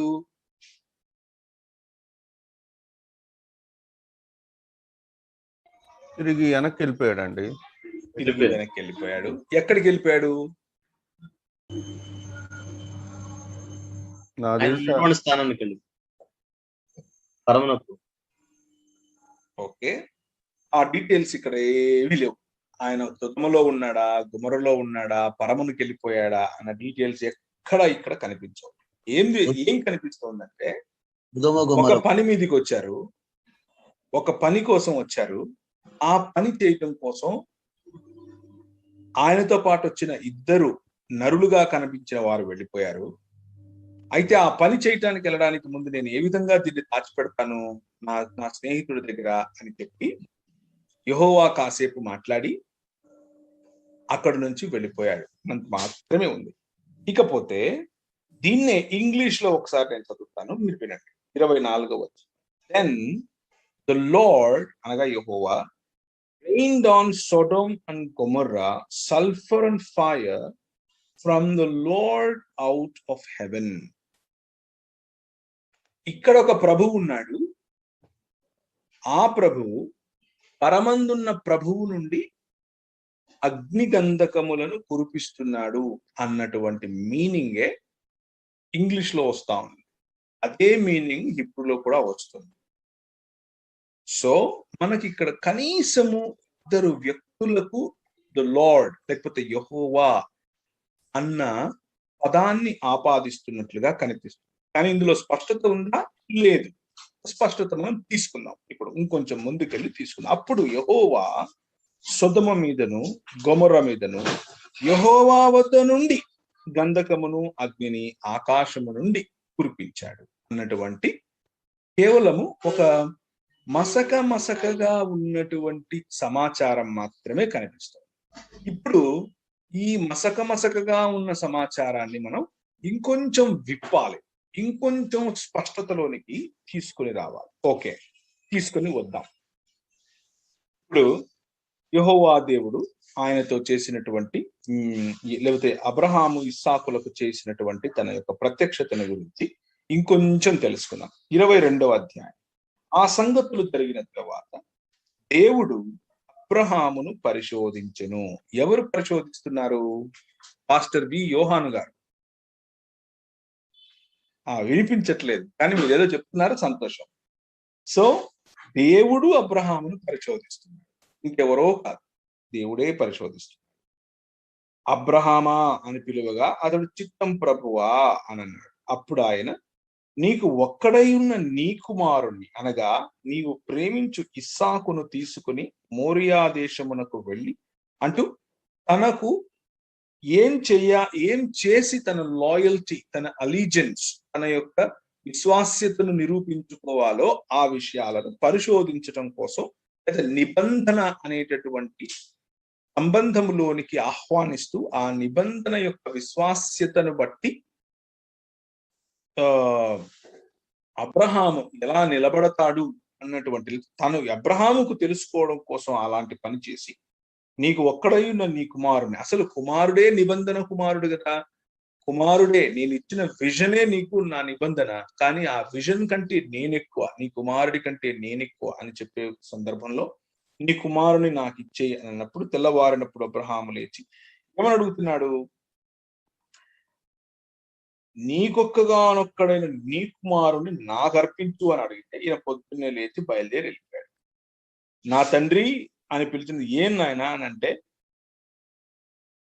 నిప్పు ఉంది, కట్టెలున్నాయి కానీ గొర్రెపిల్లేది అని అంటే, దేవుడే దహన బలికి గొర్రెపిల్లను చూపిస్తాడులే ఇస్తాడులే అన్నటువంటి కాన్ఫిడెన్స్, విశ్వాసంతో ముందుకెళ్ళిపోయాడు. అది 8వ వచనం. అప్పుడు అబ్రహాము తన కుమారుని వధించుటకు తన చెయ్యి చాపి కత్తి పట్టుకొనగా 11వ వచనం చదవాలి. ఇప్పుడు ఎవరు చదువుతారు? యెహోవా దూత పరలోకము నుండి అబ్రహామా అబ్రహామా అని అతని పిలిచెను. అందుకు అతడు చిత్తము ప్రభువా అనెను. ఒక్క నిమిషం. ఇక్కడ 22వ అధ్యాయంలో ఈ సంగతులు జరిగిన తర్వాత అబ్రహామును దేవుడు అబ్రహామును పరిశోధించను. అబ్రహామా అని పిలువగా చిత్తము ప్రభువా అని దేవుడు పరిశోధించినప్పుడు అబ్రహాము చిత్తము ప్రభువా అంటున్నాడు. ఈ 22వ అధ్యాయంలోకి మనం వచ్చాం. మొట్టమొదటిసారి అబ్రహాము విన్నది ఎక్కడ? ఆయనకు కలిగిన ప్రత్యక్షత ఎక్కడ కలిగింది? 12వ అధ్యాయంలో జరిగింది. 12వ అధ్యాయంలో కేవలం విన్నాడు. అసలు మొట్టమొదట ఇంట్రొడక్షనే వాయిస్ రూపంలో జరిగింది. ఇంతవరకు అనిల్ గారు నాకు ప్రవీణ్ అన్న ఈ త్రిత్వం అనే పుస్తకం ద్వారానే తెలుసు అని చెప్పాడు. అంటే అనిల్ గారికి ప్రవీణ్కు మధ్యలో బ్రిడ్జ్ వేసింది పుస్తకం. అంటే వారి మధ్యలో అతి ప్రధానమైనటువంటి ఈ దారం తాడు ఏంటి అని అంటే త్రిత్వం అనేటటువంటి పుస్తకం.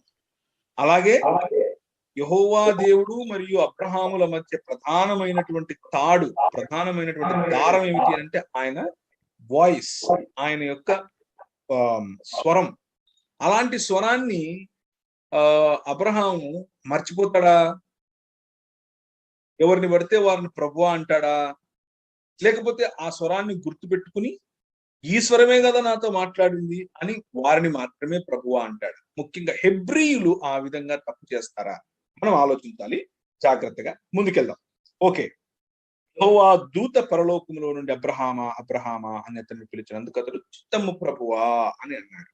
ఎవరిని ప్రభువా అని పిలుస్తున్నాడు? చదివింది ఎవరమ్మా? మీరు చెప్పండి. దూతనండి. దూతనే పిలుస్తున్నాడా ప్రభువా అని? యెహోవా దూతనే పిలిచినట్టుగా నేను అనుకుంటున్నాను. ఓకే, ఇంకా కంటిన్యూ అవ్వండి. ఏం చదవమంటారు? యెహోవా దూత 12వ వచనం. అప్పుడు ఆయన, ఆ చిన్నవాని మీద చెయ్యి వేయకుము, అతని నేమియూ చేయకుము. నీకు ఒక్కడై ఉన్న నీ కుమారుని నాకు వెనుదీయలేదు కనుక నీ దేవునికి భయపడవాడు అని ఇందువలన నాకు కనబడుచున్నదనెను. ఒక్కని మొదటి వచనంలో ఆయనను పరిశోధించింది ఎవరు? దేవుడే. దేవుడు ఏమని చెప్పాడు? నీకు కుమారుని నీవు నాకివ్వు అని అన్నాడు. 12వ వచనంలో మాట్లాడుతున్నది ఎవరు? దేవుడే. మీరు ఇంతకు ముందు దూత అని అన్నారు 11వ వచనంలో. అవును సార్, అవును, అట్లా అన్నాను. కరెక్ట్. దూత మాట్లాడుతూ ఏమంటున్నాడంటే, ఆ చిన్నవాని మీద చెయ్యి వేయద్దు, నీకు ఒక్కడై ఉన్న నీ కుమారుణ్ణి నాకు వెనుదీయలేదు అని అంటున్నాడు. ఈ దూత తన్ను తాను ఎవరిగా చెప్పుకుంటున్నట్టు? దేవునిగా. రైట్. మీరు ఈ విషయాన్ని ఆలోచించండి, చూసేవారు ఎవరైనా సరే. ఇక్కడ మనం 19వ అధ్యాయంలో ఏ విధంగా అయితే కనీసము ఇద్దరు వ్యక్తులకు దేవుని వాక్యము యెహోవా అన్నటువంటి స్థానము, యెహోవా అన్నటువంటి దర్జా ఇస్తోందో, 22వ అధ్యాయంలో కూడా కనీసము ఇద్దరు వ్యక్తులకు దేవుడు ఎలోహిం అన్న దర్జా దేవుని వాక్యం ఇస్తున్నట్లుగా కనిపిస్తోంది. ఎందుకు అనంటే, నీకొక్కగానొక్కడై ఉన్న నీ కుమారుని వెనుదీయలేదు కాబట్టి నువ్వు దేవునికి భయపడుతున్నావు అని అంటున్నాడు. నాకు ఇవ్వకపోతే నాకు భయపడినట్లు కానీ దేవునికి భయపడటం ఏంటి అంటే, నన్ను నేను ఏమని చెప్పుకుంటున్నట్లు మీరు ఆలోచించండి. ఇందువలన నాకు కనబడుతుంది. అప్పుడు అబ్రహాము కన్నులెత్తి చూడగా పొదలో కొమ్ములు తగులుకొని ఉన్న ఒక పొట్టేలు, ఆ పొట్టేలు దహన బలిగా అర్పించి అబ్రహాం. ఆ తర్వాత 15వ వచనంలో యెహోవా దూత 2వ మారు పరలోకము నుండి అబ్రహామును పిలిచి, నీకు ఒక్కడై అయ్యున్న నీ కుమారుణ్ణి వెనుదీయక ఈ కార్యము చేసినందున నేను నిన్ను ఆశీర్వదించి మమ్రే దగ్గర ఉన్న సింధూర వనములో వచ్చిందెవరు?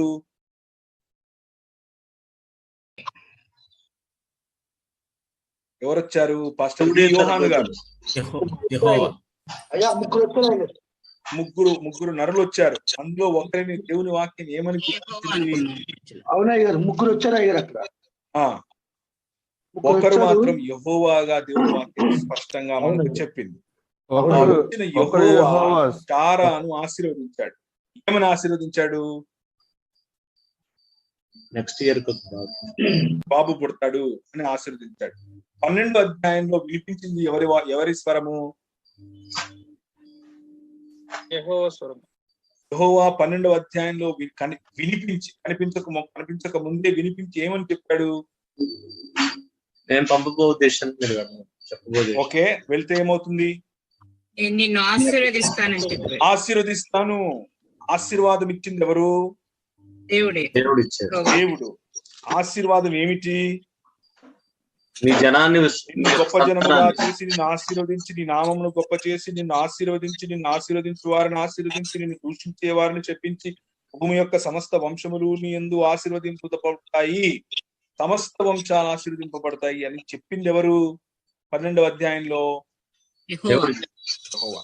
ఇప్పుడు 22వ అధ్యాయంలో 2వ మారు కలిపి నీ ఒక్కడే అయ్యున్న నీ కుమారుని ఎవరి యొక్క నా కార్యం తీసుకుందని నేను నిన్ను ఆశీర్వదించి ఆకాశ నక్షత్రముల వలను సముద్ర తీరమందరి ఇసుక వలను నీ సంతానమును నిశ్చయముగా విస్తరింపజేస్తుందని నీ సంతతి వారిని తమ శత్రువులను స్వాధీనపరుచుకుందరు మరియు నీవు నా మాట వినినందున. మాట్లాడేది ఎవరు? 2వ మారు దూత మాట్లాడుతూ ఏమంటున్నాడంటే, నీవు నా మాట వినినందున భూలోకములోని జనములన్నీ నీ సంతానము వలన ఆశీర్వదింపబడను నా తోడని ప్రమాణము చేసి ఉన్నానని యెహోవా సెలవిచ్చెను. మాట్లాడుతున్నదేమో దూత, యెహోవా సెలవిచ్చాడంటున్నాడు. నా మాట విన్నావు కాబట్టి అని అంటున్నాడు. మొదటిసారేమో నీకొకగానొక నీ కుమారుని నాకీయ వెనుకీయలేదు కాబట్టి నేను నిన్ను ఆశీర్వదిస్తానంటున్నాడు. ఇక్కడ చాలా స్పష్టంగా మనకేం కనిపిస్తుందంటే, కనీసము ఇద్దరు వ్యక్తులకు యెహోవా అన్నటువంటి నామకరణము, యెహోవా అన్నటువంటి గుర్తింపు దేవుని వాక్యము ఉంది. ఒకరిని యెహోవా గాను ఇంకొకరిని యెహోవా దూతగాను, అనగా థియాఫెనీ, ప్రజలకు కనిపించేటటువంటి ఎలోహిం దేవుని దూత అయితే, ప్రజలకు కనిపించనటువంటి ఎలోహిం యెహోవాగా మనకు బైబిల్ చెప్తోంది. అంటే దేవుని చెప్పండి, మోగులూరి బాబురావు గారు చెప్పండి. థియోఫెనీ అంటే యెహోవా దూత మాట్లాడిన సందర్భం అనుకోవచ్చు. థియాఫెనీ అని అంటే ఎక్కడెక్కడైతే మనం మీకా 5:2 నుంచి ఈ మాటలు చూసుకుంటున్నాం. మీకా 5:2 ఏం చెప్తుంది అని అంటే, నేను పురాతన కాలము మొదలు శాశ్వత కాలము ప్రత్యక్షతలు ఆయన చూపిస్తూ వస్తున్నాడు అని యూదా మరియు బెత్లెహేములో నుంచి రావలసినటువంటి మెస్సియాను గురించినటువంటి మాటలు మనం చదివాం. ఆ మెస్సియా ఎక్కడెక్కడ కనిపించాడు అని అంటే, పురాతన కాలం అన్నారు కాబట్టి మోషే దగ్గరికి వెళ్ళి, మోషే నాకు అబ్రహాము ఇస్సాకు యాకోబుల తండ్రిని నేను, దేవుని నేను అని చెప్పాడండి. ఆ రోజు కనిపించాడు, దేవుని దూతగా కనిపించాడు అన్నాడు. కాబట్టి దానికి మనం థియాఫెనీ అని పేరు పెట్టాం. అంటే దేవుని ప్రత్యక్షత. థియా అంటే దేవుడు, ఫెనీ అని అంటే ఆయన ప్రత్యక్షత. థియాఫెనీ అంటే పాత నిబంధన గ్రంథంలో దేవుని యొక్క ప్రత్యక్షత అన్నటువంటి అర్థం. ఇది కేవలం దూతగానేనా అన్నది మీ ప్రశ్న. నేనేమంటున్నానంటే, దేవుని ప్రత్యక్షత, ఆ దేవుని ప్రత్యక్షత దూతగా అవ్వచ్చు, నరుడిగా కూడా అవ్వచ్చు. మనము మమ్రే వద్దనున్న సింధూర వనంలో 3 నరులు అన్న పదం మనం చూసాం. దేవదూతలు అన్న పదం చూడలేదు. ఇంకా ముందుకెళ్ళేటప్పుడు ఇంకా ఎక్కువ చూస్తాం. ఇంకా ఎక్కడెక్కడ ఏ విధంగా ఆయన ప్రత్యక్షపరుచుకున్నాడు అన్న విషయాన్ని కూడా మనం చూస్తాం. సో మన దగ్గర సమయం ఇంకొంచెమే ఉంది కాబట్టి let us run little bit faster. ఇప్పుడు నేను ఏ లాజిక్ లో అయితే మాట్లాడాలనుకున్నానో మీకు అర్థమైపోయింది అని నేను అనుకుంటున్నాను. కాబట్టి ముందుకెళ్దాం. ఆదికాండం 31వ అధ్యాయం. 31వ అధ్యాయం. ఇది ఇప్పుడు అబ్రహాం అయిపోయాడు, ఇస్సాక్ అయిపోయాడు. మీకు నేను ఒక సీక్వెన్స్ లో వెళ్తున్నాను, మీరు దీన్ని క్యాచ్ చేయాలి. మొదటేమో 12వ అధ్యాయంలో అబ్రహాము యొక్క ప్రత్యక్షత గురించి చెప్పాను, అబ్రహాముకు కలిగిన ప్రత్యక్ష గురించి చెప్పాను. 16వ అధ్యాయంలో అబ్రహాము భార్య అయినటువంటి హాగరుకు కలిగిన ప్రత్యక్షత గురించి చెప్పాను. 19వ అధ్యాయంలో అబ్రహాం భార్య శారకు కలిగిన ప్రత్యక్షత గురించి చెప్పాను. 22వ అధ్యాయంలో నేను అబ్రహాము మరియు ఆయన కుమారుడైనటువంటి ఇస్సాకుకు కలిగినటువంటి ప్రత్యక్షతను గురించి చెప్పాను. ఇప్పుడు యాకోబుకు కలిగినటువంటి ప్రత్యక్షతను గురించి మాట్లాడుకుంటాం. 31వ అధ్యాయంలో ఇక్కడ లాబాను ఏ విధంగా యాకోబును మోసం చేస్తున్నాడు, మోసం చేస్తుంటే ఈయనకి ఏమవుతుంది, ఎలా బాధపడుతున్నాడు అంటూ మాట్లాడుతున్నటువంటి సందర్భం. మరియు ఆ స్వప్నమందు దేవుని దూత, ఎవరు కనిపిస్తున్నారు స్వప్నమందు? దేవుని దూత. 31వ అధ్యాయం దేవుని దూత. ఇప్పటి వరకు మనకు కనిపించిన వాళ్ళకు పెట్టిన పేర్లు ఏమిటి అంటే, యెహోవా దూత, దేవుని దూత, నరులు అన్నటువంటి పేర్లు ఇంతవరకు థియోఫనీలో దేవునికి మనకు కనిపించింది. యాకోబు అని నన్ను పిలవగా చిత్తము ప్రభువా అని చెప్పింది. చిత్తము ప్రభువా, ఈ మాట చాలా ఇంపార్టెంట్. ఇంతకు ముందు కూడా మనం చూసుకున్నాం ఎందుకు ఇంపార్టెంట్. అయితే మీకు సమయం దొరికినప్పుడు, ఇప్పుడు సమయం లేదు కాబట్టి నేను అక్కడికి వెళ్ళట్లేదు, మీకు సమయం దొరికినప్పుడు ఒక్కసారి వెనక్కి వెళ్ళి ఇస్సాకు కుమారుడైన యాకోబు అక్కడ నుండి బయలుదేరి లాబాను ఇంటికి వెళ్ళే సమయంలో ఎక్కడ ఆయన పడుకున్నాడు, పడుకున్నప్పుడు ఆయనకు ఏమైంది, ఎవరిని చూసి ఏమనుకున్నాడు అన్న విషయాలను మీరు ఒక్కసారి చదవండి. రేపు ఇది మీకు అసైన్మెంట్. ఈ రోజుకు యాకోబు జీవితంలో ఎక్కడెక్కడ దేవుని దూతలను చూశాడు, వారికి ఏం పేర్లు పెట్టాడు. యాకోబు ఎక్కడెక్కడ దేవుని దూతలను చూశాడు, వారికి ఏమని పేర్లు పెట్టాడు. ఆ సందర్భాలలో ఆయనకు దేవుని యొక్క దూతలతో సంబంధం, లేకపోతే వారిని కనుగొనేటటువంటి, వారిని అర్థం చేసుకునేటటువంటి ఎక్స్పీరియన్స్ ఆయనకు ఉంది అన్న విషయాన్ని మీరు నాకు రేపు ధృవీకరించి చెప్పాలి. మొదట ఫస్ట్ నేను అసైన్మెంట్ రూపంలోనే మీతోనే మాట్లాడుతున్నాను. ఆదికాండం మీరు అవి చూసుకుని రావాలి. రేపు 13వ వచనం, నీవెక్కడ స్తంభము మీద నూనె పోసితివో, ఎక్కడ నాకు మ్రొక్కుబడి చేసితివో ఆ బేతేలు దేవుడను నేనే అని ఎవరు చెప్తున్నారు? 31వ అధ్యాయము 13వ వచనంలో నీవెక్కడ స్తంభము మీద నూనె పోసితివో, ఎక్కడ నాకు మ్రొక్కుబడి చేసితివో ఆ బేతేలు దేవుడును నేనే అని ఎవరు చెప్తున్నారు? దేవుని దూత. ఇప్పుడు నీవు లేచి ఈ దేశములో నుండి బయలుదేరి నీవు పుట్టిన దేశమునకు తిరిగి వెళ్ళమని నాతో చెప్పాను నేను. అందుకు రాహేలును లేయాయు ఇంకా మీ అంటూ ఈ కాన్వర్జేషన్ జరుగుతోంది. నాకు మీరు ఇవ్వాల్సినటువంటి ఎక్స్ప్లెనేషన్ రేపు ఏంటి అని అంటే 13వ వచనంలో ఉన్నటువంటి వచనానికి ఎక్స్ప్లెనేషన్.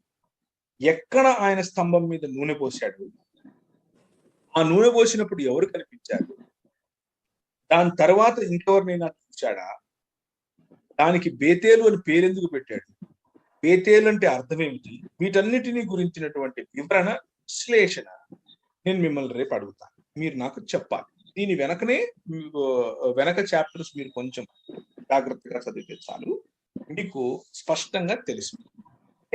సో ఇప్పుడు దేవుడు ఆయనను లాబాను ఇంటి దగ్గర నుంచి వెళ్ళిపోమని చెప్పాడు. సరే అని చెప్పి యాకోబు కూడా బయలుదేరుతున్నాడు. యాకోబు తన 32వ వచనం చూడండి, 32వ అధ్యాయం చూడండి. యాకోబు తన త్రోవను వెళ్ళుచుండగా దేవదూతలు అతనిని ఎదుర్కొని, ఎవరు ఎదుర్కొన్నారు? దేవదూతలు అతనిని ఎదుర్కొనేది. దేవదూతలు. చిత్తము ప్రభువా అని ఎవరితో చెప్పాడు? దేవదూతతో చెప్పాడు. ఇవన్నీ చాలా ఇంపార్టెంట్ న్యూయాన్సెస్, ఇంపార్టెంట్ డీటెయిల్స్. కాబట్టి వీటిని గుర్తుంచుకోండి. ఒక దేవదూత స్వప్నమందు మాట్లాడితే చిత్తం ప్రభువా అంటాడు. ఇక్కడ దేవదూతల సమూహమే కనిపిస్తోంది, దేవదూతలు కనిపిస్తున్నారు. యాకోబు వారిని చూసి ఇది ఏమన్నాడు? దేవుని సేన, ఇది దేవుని సేన అని చెప్పి ఆ చోటికి మహానయము అని పేరు పెట్టింది. మహనయము అని పేరు పెట్టింది. యాకోబు అంటే ఇక్కడ చాలా ఇంపార్టెన్స్ ఇస్తూ చిత్తం ప్రభు అన్నట్టు నాకు కనబడట్లేదు. హలో చెప్పాడు, వీళ్ళు దేవుని సైనికులు అన్నాడు, లేకపోతే సేవకులు. మనం హెబ్రీయులకు రాసిన పత్రిక 1వ అధ్యాయంలో చూసినట్టుగా వారికి మహనయము అని పేరు పెట్టి వెళ్ళిపోయాడు అక్కడ నుంచి. అర్థమవుతుంది కదా? తన సహోదరుడు ఏశావునొద్దకు దూతలను తనకు ముందుగా పంపి, యాకోబు ఏదోము దేశమును అనగా శేయూరు దేశమున తన సహోదరుడైన ఏశావునొద్దకు దూతలను తనకు ముందుగా పంపి, వీరు నా ప్రభువు అయిన ఏశావుతో, ఏ దూతలను? వీళ్ళు మనుషులను. దూతలు అంటే అర్థం ఏంటంటే పంపబడిన వారు, అంబాసిడర్స్. ఈయన పంపుతున్నాడు కొంతమందిని. ఎవరి దగ్గరికి? వాళ్ళ అన్న దగ్గరికి. అలాగే దేవుని సేన అని దూతలకు పేరు పెడుతున్నాడు. దేవుని చేత పంపబడిన వారు అన్నటువంటి అవగాహన ఆయనకు ఉంది. కానీ అదే ఇంకొక దూత దేవుని చేత పంపబడినటువంటి దూత మాత్రం చిత్తం ప్రభువా అంటాడు. అంటే నరులలో, దేవదూతలలో మరియు దేవుడే దూతగా కనిపించినప్పుడు ఉన్న వ్యత్యాసము యాకోబుకు తెలుసు. ఎవరిని ప్రభువా అనాలి, ఎవరిని మహనీయం అనాలి, ఎవరిని పంపబడినటువంటి లేదా పంపించటానికి వీలైనటువంటి దూతలు అనాలి అన్నటువంటి విచక్షణ యాకోబుకు తెలుసు. 9వ వచనం, అప్పుడు యాకోబు, నా తండ్రి అయిన అబ్రహాము దేవా, నా తండ్రి అయిన ఇస్సాకు దేవా, నీ దేశమునకు నీ బంధువుల యొద్దకు తిరిగి వెళ్ళుము, నీకు మేలు చేసేదని నాతో చెప్పిన యెహోవా, నీవు నీ సేవకునికి చేసిన సమస్తమైన ఉపకారములకు సమస్తమైన సత్యములకు పాత్రులను, ఎట్లనగా నా చేతి కర్రతో మాత్రమే ఈ యోర్దాను దాటి తిని ఇప్పుడు నేను 2 గుంపులైతిని అంటూ ప్రార్థన చేస్తూ, నేను నీకు తోడై నిశ్చయముగా మేలు చేయుచు విస్తారమగుటకు లెక్కింపలేని సముద్రపు ఇసుక వలె నీ సంతానమును విస్తరింపజేస్తానని సెలవిచ్చావు. ఏ మాట అది? అబ్రహాముకు చేసినటువంటి వాగ్దానం, సారకు చేసినటువంటి వాగ్దానం, ఇస్సాకుతో పాటు ఉన్నప్పుడు చేసినటువంటి వాగ్దానం, బేతేలు అన్నటువంటి ఎక్స్పీరియన్స్ లో చేసినటువంటి అది మీరు రేపు చెప్తారు నాకు. ఆ వాగ్దానాన్ని గుర్తు చేసుకుని ఉటంకిస్తూ ప్రార్థన చేస్తూ అతడు ఆ రాత్రి గడిపి తాను సంపాదించిన దానిలో తన అన్నయ్యైన ఏశావు కొరకు ఒక కానుకనగా 200 మేకలను వగేరా వగేరా వగేరా తీసుకుని మీరు ముందే వెళ్ళిపోయి నా సహోదరుడైన ఏశావుని ఎదుర్కొని నీవెవరి వాడవు, ఎక్కడికి వెళుతున్నావు అని అన్నప్పుడు, నువ్వు వాళ్ళకి ఏంటి అన్నప్పుడు, ఇది మీ సేవకుడైన యాకోబు పంపించాడు అని చెప్తే, సరే అని చెప్పి ఏశావును ఎదుర్కొనటానికి ముందుగానే ఆయన తాకబడటానికి పంపించారు. ఇదిగో మీ సేవకుడైన యాకోబు మా వెనుక వచ్చుచున్నాడని చెప్పారు. ఆ రాత్రి అతడు లేచి తన 2 భార్యలను, తన 2 దాసీలను, తన 11 మంది పిల్లలను తీసుకుని యబ్బోకు రేవు దాటిపోయాను. యాకోబు వారిని తీసుకుని ఆ ఏరు దాటించి తనకు కలిగినదంతయు పంపేసి రిక్కుడైపోయాడు. యాకోబు ఒక్కడు మిగిలిపోయాను. ఒక నరుడు తెల్లవారు వరకు అతనితో పెనుగులాడాడు. ఇప్పుడు పెనుగులాడేది ఎవరు? నరుడు. దేవదూత, యెహోవా దూత, నరులు. ఇప్పుడు నరుడు పెనుగులాడుతున్నాడు. తాను అతన్ని గెలవకుండుట చూచి తొడగూటి మీద అతనిని కొట్టెను. అప్పుడు అతడు ఆయనతో పెనుగులాడుట వలన యాకోబు తొడగూడు వసిలిన. ఆయన తెల్లవారుచున్నది గనుక నన్ను పోనిమ్మని అతడు నన్ను పోనిమ్మనగా అతడు, నీవు నన్ను ఆశీర్వదించితే గాని ఇంతకుముందు ప్రార్థన చేశాడు. ఏమని ప్రార్థన చేశాడు? ఇంతకుముందు ఏమని ప్రార్థన చేశాడు? 32వ అధ్యాయంలో, నువ్వు నన్ను ఆశీర్వదించావు, నన్ను మొత్తం ప్రపంచంలో ఉన్న అందరూ ఆశీర్వదింపబడేలా నాకు చేస్తానని నువ్వే నాకు చెప్పావు, నువ్వే నన్ను మా మామింట్లో నుంచి పంపించావని చెప్పాడా?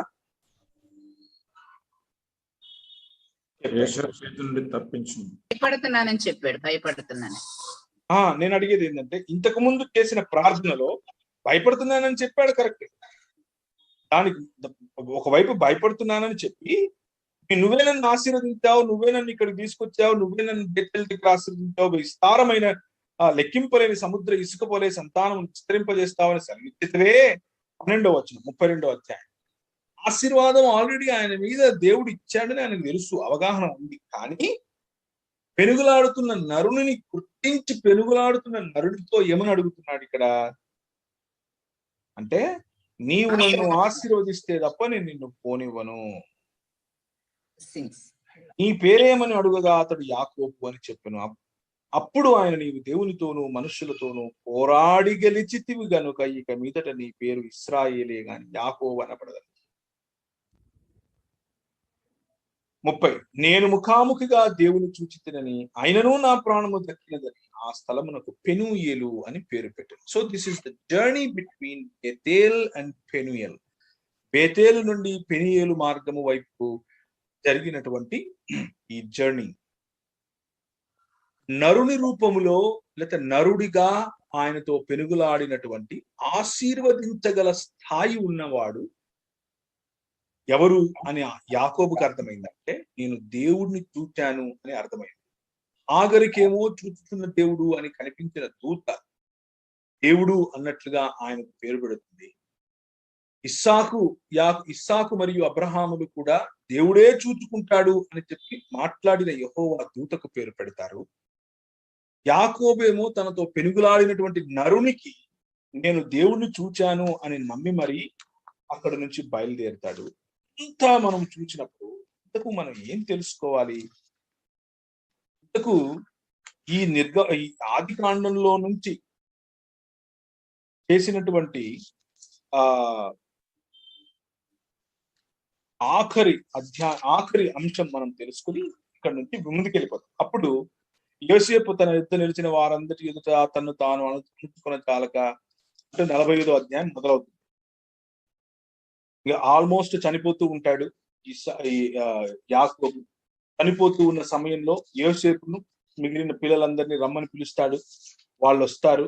ఒక్కొక్కరిని ఆయన ఆశీర్వదించబోతూ ఉన్నాడు. ఎందుకు అనంటే ఆఖరి దినాలు నేను చచ్చిపోతాను రా బాబు అని చెప్పాడు. యోసేపు తల మీద చేతులు పెడుతున్నాడు. తర్వాత మిగిలిన వాళ్ళ మీద చేతులు పెడుతున్నాడు. చేతులు పెట్టి వాళ్ళను ఆశీర్వదిస్తూ ఉన్నాడు. ఆశీర్వదిస్తూ యాకోబు కుమారులతో యాకోబు చేసినటువంటి ఆఖరి మాటలు ఏంటి అని అంటే యాకోబు ఈ విధంగా అంటున్నాడు. యాకోబు, ఇశ్రాయేలు దేవుడు నన్ను ఇక్కడికి రమ్మన్నాడు, నన్ను ఇక్కడ నుంచి వెళ్ళమన్నాడు. ఆఖరికి మీ అందరికీ ఇచ్చింది ఆయనే.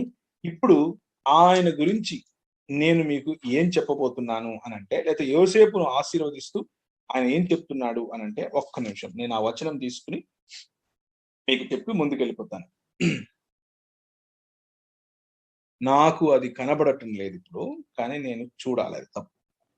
48:3-4 నేను 49 ఎత్తుకుతున్నాను. చూడండి, 48:3-4 కరెక్ట్.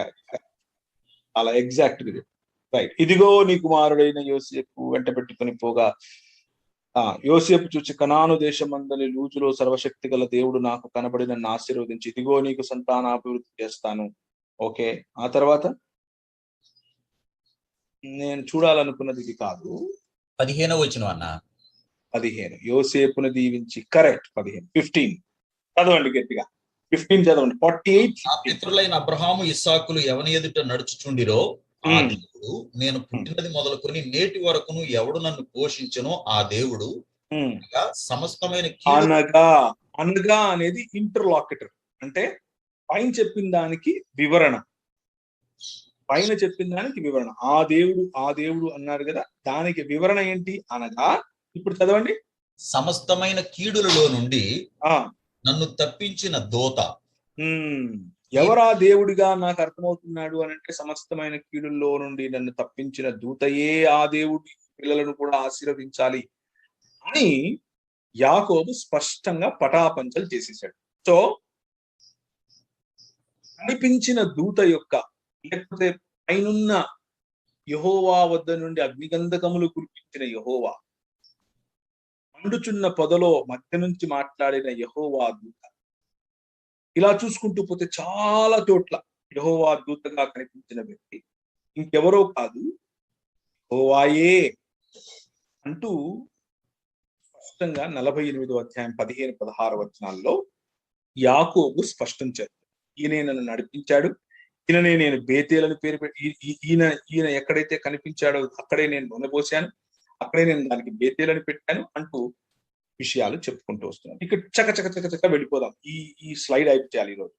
సంఖ్యాకాండం 22:31-36 ఎవరు చదువుతారు?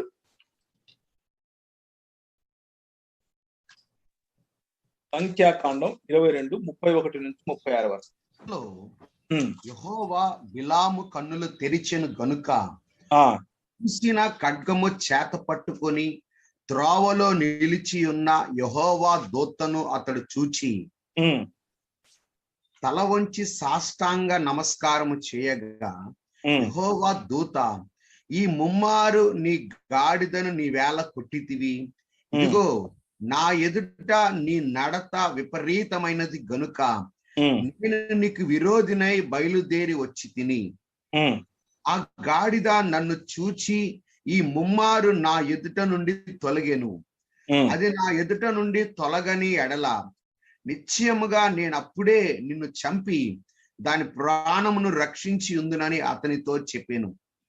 అందుకు బిలాము, నేను పాపము చేసి తిని నీవు నాకు ఎదురుగా త్రోవలో నిలుచుట నాకు తెలిసినది కాదు, కాబట్టి ఈ పని నీ దృష్టికి చెడ్డదైతే నేను వెనుకకు వెళ్ళేదనని యెహోవా దూతతో చెప్పగా. యెహోవా దూత చాలు శ్రీను గౌడ గారు, థ్యాంక్ యూ వెరీ మచ్ అండి. సో ఈ బిలాము ఒక ప్రవక్త మనకి ఇంతకు ముందు తెలిసినట్లుగానే దేవుని దూతలు కనిపిస్తే మహనయిము అనే పేరు చెప్పి వారిని చూసి అక్కడి నుంచి వెళ్ళిపోతారు, దాటిపోతారు. అని యెహోవా దూత కనిపిస్తే సాష్టాంగపడి నమస్కారము ఒక ప్రవక్త చేస్తున్నాడు. ఒక మనిషికి ఒక దూతకు సాష్టాంగపడి నమస్కారం చేస్తారా, లేకపోతే సాష్టాంగపడి నమస్కారం చేయడానికి అర్హులు ఇంకెవరైనా ఉన్నారా? అది ప్రవక్తలలో ఒకరైనటువంటి వారికి తెలియదా అన్న విషయాన్ని మీరు జ్ఞాపకం చేసుకోవాలి, మీరు ఆలోచించాలి. న్యాయాధిపతులు 2వ అధ్యాయం 1వ వచనం. న్యాయాధిపతులు, జడ్జెస్ చాప్టర్ 2 వర్స్ 1. యెహోవా దూత గిల్గాల్ నుండి బయలుదేరి బొకీమునకు వచ్చి ఈలాగు సెలవిచ్చెను, నేను మిమ్మును ఐగుప్తులో నుండి రప్పించి మీ పితరులకు ప్రమాణం చేసిన దేశమునకు మిమ్మును చేర్చి నీతో చేసిన నిబంధన నేనెన్నడను మీరను. ఒక్క నిమిషం, నిబంధన చేసింది ఎవరు?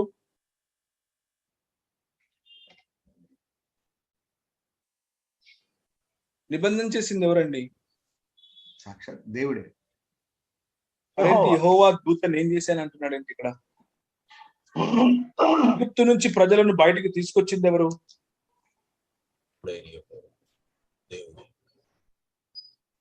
మరి యెహోవా దూత నేనే చేశాను అంటాడేంటి? ఇంకొంచెం చదవండి ముందుకు. యెహోవా దూత గిల్గాలు నుండి బయలుదేరి బొకీమునకు వచ్చి ఇలాగ సెలవిచ్చును అంటూ, మీరు ఈ నివాసులతో నిబంధన చేసుకోకూడదు, వారి బలిపీఠం విరగొట్టాలి ఆజ్ఞించింది కానీ మీరు నా మాట వినలేదు, మీరు చేసిన పనిని ఎత్తిది కావున నేను మీ ఎదుటి నుండి దేశ నివాసులను వెళ్ళగొట్టను, వారు నీకు రెక్కల శూలములుగా ఉంటారు, వారి దేవతలు మీకు గురిగా ఉంటారు. యెహోవా దూత ఇశ్రాయేలులందరితో ఈ మాటలు చెప్పగా జనులు ఎలుగెత్తి ఏడ్చిరి, కాగా ఆ చోటికి బోకీమని పేరు పెట్టిన అక్కడ యెహోవాకు బలి అర్పించిరి. యెహోవా దూత ఎలా మాట్లాడుతున్నాడంటే, నేను మిమ్మల్ని బయటికి తీసుకొచ్చాను అంటున్నాడు, నేనే మీతో నిబంధన చేశాను అంటున్నాడు. ఎప్పుడు బయటికి తీసుకొచ్చాడు? ఎక్కడి నుంచి బయటికి తీసుకొచ్చాడు? అంటే మనం ఎక్కడికి వెళ్ళాలి? మళ్ళీ నిర్గమాకాండం 3వ అధ్యాయం 1 నుంచి 16 వరకు జరిగినటువంటి సన్నివేశం దగ్గరికి వెళితే మాట్లాడిన యెహోవా దూత ఎవరితో మాట్లాడుతున్నాడు? మాట్లాడుతూ ఏమని చెప్పాడు? నువ్వు వెళ్ళు, నువ్వు నత్తేవు అనుకుంటున్నావు, అవసరం లేదు, నువ్వు వెళ్ళు, నీకేం ప్రాబ్లం లేదు, నువ్వు వాళ్ళకి దేవుడు అయి ఉంటావు, నీ అన్న అహరోను నీకు ప్రవక్త అయి ఉంటాడు, వారిని బయటికి తీసుకున్న చెప్పని నాది అని అన్నాడు. 10 మంది దేవతలకు సంబంధించినటువంటి 10 విగ్రహాలను దేవుడు జయించి వీరిని రిడీమ్ చేశాడు. రిడీమ్ అంటే అక్కడి నుంచి వారిని విడిపించాడు. విడిపించి బయటకు తీసుకొచ్చినటువంటి దేవుడు ఇంకెవరో కాదు, యెహోవా దూతయే అన్నట్లుగా యెహోవా దూత తను తాను ఆ విషయం తన పైన ఆపాదించుకుని మరి మాట్లాడుతున్నాడు. 6వ అధ్యాయం 11 నుంచి 16. యెహోవా దూత వచ్చి అభియోజ్యుడైన యోనాసునకు కలిగిన ఒఫ్రాలోని మస్తకి వృక్షం కింద కూర్చుండెను. యోవాషు కుమారుడైన గిద్యోను మిద్యానీయులకు మరుగైయుండునట్లు గానుగ చాటున గోధుమలను దుల్లగొట్టుచుండగా యెహోవా దూత కనబడి, పరాక్రమము గల బలాఢ్యుడా, యెహోవా నీకు తోడై ఉన్నాడని అతనితో అనగా, గిద్యోను చిత్తమున ఏలినవాడా, యెహోవా మాకు తోడై ఉండిన ఎడల ఇదంతయు మాకేలా సంభవించెను? యెహోవా ఐగుప్తులో నుండి మమ్మను రప్పించనని చెప్పుచు మా పితరులు మాకు వివరించిన ఆయన అద్భుత కార్యములన్నీ ఏమాయను. సో గిద్యోనికి ఏమని తెలుసు? మమ్మల్ని విడిచిపెట్టి. ఒక్క నిమిషం వాసు గారు, గిద్యోనికి ఏమని తెలుసు? ఎవరు విడిపించారు ఐగుప్తులో నుండి? తల్లిదండ్రులు ఏమని చెప్పారు వాళ్ళకు? యెహోవా అనే మాట ఉపయోగిస్తుంది. యెహోవా ఐగుప్తులో నుండి మమ్మల్ని రప్పించాడని మా పితరులు మాకు చెప్పారు. వీళ్ళకు ఒక అలవాటు ఇది, పితరులు పిల్లల పిల్లలకు చెప్పుకుంటూ ఉండాలి. ఇది అలాంటి ఆజ్ఞనిచ్చాడు, వాళ్ళు చేస్తూ వస్తున్నారు. ఆయన అద్భుత కార్యములను ఏమయ్యాయి? యెహోవా మమ్మల్ని విడిచిపెట్టి మిద్యానీయుల చేతికి మమ్మల్ని అప్పగించి అతనితో చెప్పారు. అందులో యెహోవా అతని తట్టు తిరిగి 14వ వచనం, ఏముంది అక్కడ? అంతటా యెహోవా అతని తట్టు తిరిగి యెహోవా అతని తట్టు తిరిగి వచ్చి మాట్లాడుతున్నది ఎవరు ఇక్కడ? 11వ వచనం, యెహోవా దూత వచ్చి మాట్లాడుతున్నాడు. కానీ 14వ వచనంలో అంతటి యెహోవా అతని తట్టు తిరిగి, అంటే ఫిజికల్ గా భౌతికంగా అక్కడ ఉన్నది ఇంకెవరో కాదు, యెహోవా దూతగా పరిచయం చేసుకుంటున్నాడు అన్న విషయం మనకు అర్థమవుతుంది. ఆ తర్వాత మిగిలిన విషయాలు కూడా ముందు మీరు చూడండి. 13వ అధ్యాయం 13:3. మనకు సమయం లేదు కాబట్టి వెంటనే అది చేసేద్దాం. యెహోవా దూత ఆ స్త్రీకి ప్రత్యక్షమై, ఇదిగా నీవు గొడ్రాలవు, నీకు కానుపు లేకపోయాను, అయితే నీవు గర్భవతి కుమారుని కందువు, కాబట్టి నువ్వు జాగ్రత్తగా ఉండి. ఇది సంసోను పుట్టేటటువంటి సమయాన్ని గురించినటువంటి మనోహ మరియు అతని భార్యకు సంసోను పుట్టేటటువంటి సమయం కదా. ఆ తరువాత 8వ వచనం, అందుకు మనోహ, నా ప్రభువా, నీవు పంపిన దైవజనుడు మరలా మా యుద్ధకు వచ్చి పుట్టబోవు ఆ బిడ్డను మేము ఏమేమి చేయవలనో దానిని మాకు నేర్పించినట్లు దయచేయము యెహోవాను వేడుకొనగా, దేవుడు మనోహ ప్రార్థనను ఆలకించాడు కాబట్టి ఆ స్త్రీల పొలములో కూర్చుండగా దేవుని దూత ఆమెను దర్శించగా, ఆ సమయంలో ఆమె పెనిమిటి అయిన మనోహ ఆమె యుద్ధ ఉండలేదు కనుక ఆ స్త్రీ త్వరగా పరిగెత్తి అంటూ అలా జరిగిన తర్వాత వాళ్ళు ఆ తర్వాత యెహోవా దూత మరలా మనోహకు అతని భార్యకు ఇక ప్రత్యక్షము కాలేదు.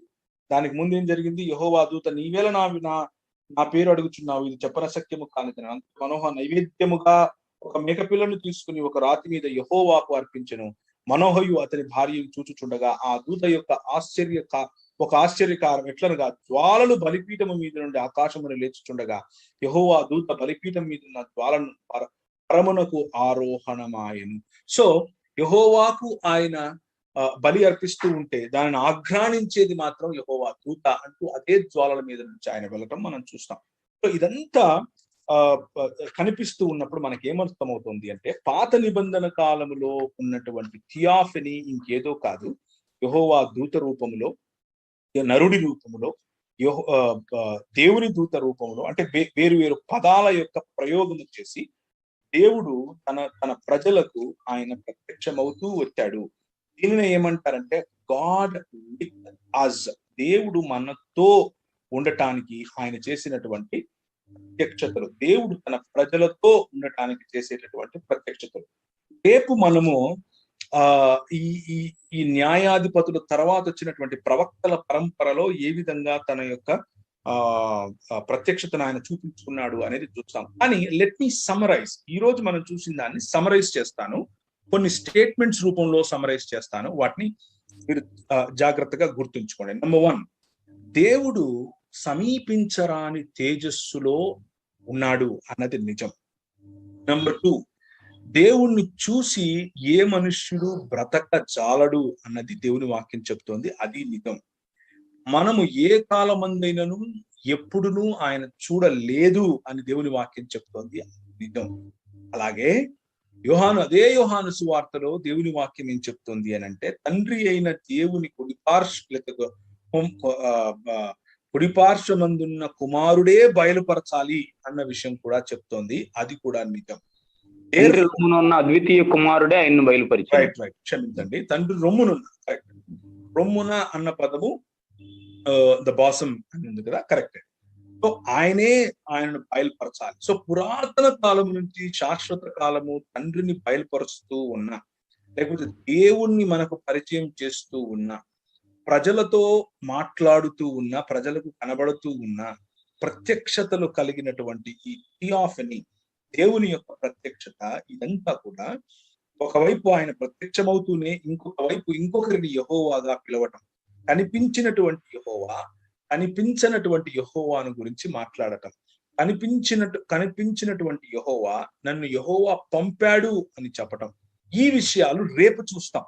రేపు చూసి ఈ యెహోవాలో ఉన్నటువంటి బహుళత్వాన్ని అర్థం చేసుకుని, because there is plurality in God, దేవుని యందు బహుళత్వము ఉంది అని మనకు ఇన్ని వచనాల ద్వారా కనిపిస్తోంది. కాబట్టి ఆ బహుళత్వం ఎవరెవరిగా ఎలా ఉంది అన్న విషయాన్ని రేపు విశ్లేషించే ప్రయత్నం మనం చేస్తాం. అయితే ఈ రోజు మనం ఏం అర్థం చేసుకుంటున్నాము అనంటే, దేవుడు అగోచరుడైనప్పటికీ, దేవుడు మనం సమీపించరానంత మహిమలో ఉన్నప్పటికీ, ఆయన మనకు ఎంత అవసరమో, మనము ఎంత చూడగలమో, మనము ఎంత వినగలమో, మనము ఎంతగా ఆయనతో సంబంధం ఏర్పరచుకోగలమో, ఆ స్థితికి, ఆ స్థాయికి ఆయన వేరు మెటమార్ఫిక్ లేకపోతే వేరు రూపాంతరిత ఆయన మనం ఇంతకుముందు చెప్పుకున్నట్లుగా సమయము, పదార్థము మరియు ప్రదేశములకు అవల ఉన్నప్పటికీ, ఎప్పుడెప్పుడు అవసరమో అప్పుడప్పుడు సక్రియుడుగా పదార్థములోనికి, ప్రదేశములోనికి, అలాగే సమయము అనే హద్దులోనికి రాగలిగిన వాడు అని చూస్తున్నాం. ఆ రాగలిగిన దేవుడే కొన్నిసార్లు దేవుని దూతగా, కొన్నిసార్లు యెహోవా దూతగా, కొన్నిసార్లు నరుడిగా, కొన్నిసార్లు నిలుచుబండగా, కొన్నిసార్లు ఒక పగటిలో మేఘస్తంభముగా, కొన్నిసార్లు రాత్రిలో అగ్నిస్తంభముగా, ఇలా చూసుకుంటూ పోతే చాలా పద్ధతుల్లో, చాలా విధాలుగా దేవుడు ప్రజలతో ఆయన థియాఫనీని చూపిస్తూ వచ్చాడు. ఆయన యొక్క ప్రత్యక్షతను చూపిస్తూ వచ్చాడు. రేపు ఈ థియాఫనీని క్రిస్టాఫనీకి, అంటే క్రీస్తు యొక్క ప్రత్యక్షతకు దీన్ని జత చేసి క్రిస్తు సిద్ధాంతం యొక్క ఒక రూపకల్పన, లేకపోతే ఒక స్ట్రక్చర్ మనం తీసుకొచ్చుకుంటాం. ఈ విషయం గురించి రేపు నేను కొనసాగిస్తాను. ఈరోజు కొంచెం ఆలస్యమైనందుకు క్షమించండి. అలాగే మీకు కావాల్సినటువంటి ఈ సబ్జెక్ట్ అంతా కూడా ఇప్పుడు నేను చూపించినటువంటి ఈ స్లైడ్స్ మీకు ఎలాగో వస్తాయి. దాంతో పాటుగా త్రిత్వం శిరసానమామి అనే పుస్తకం కూడా నేను రాశాను. ఆ పుస్తకం మీరు అనిల్ కుమార్ గారి దగ్గర తీసుకోవచ్చు. Over to Anil.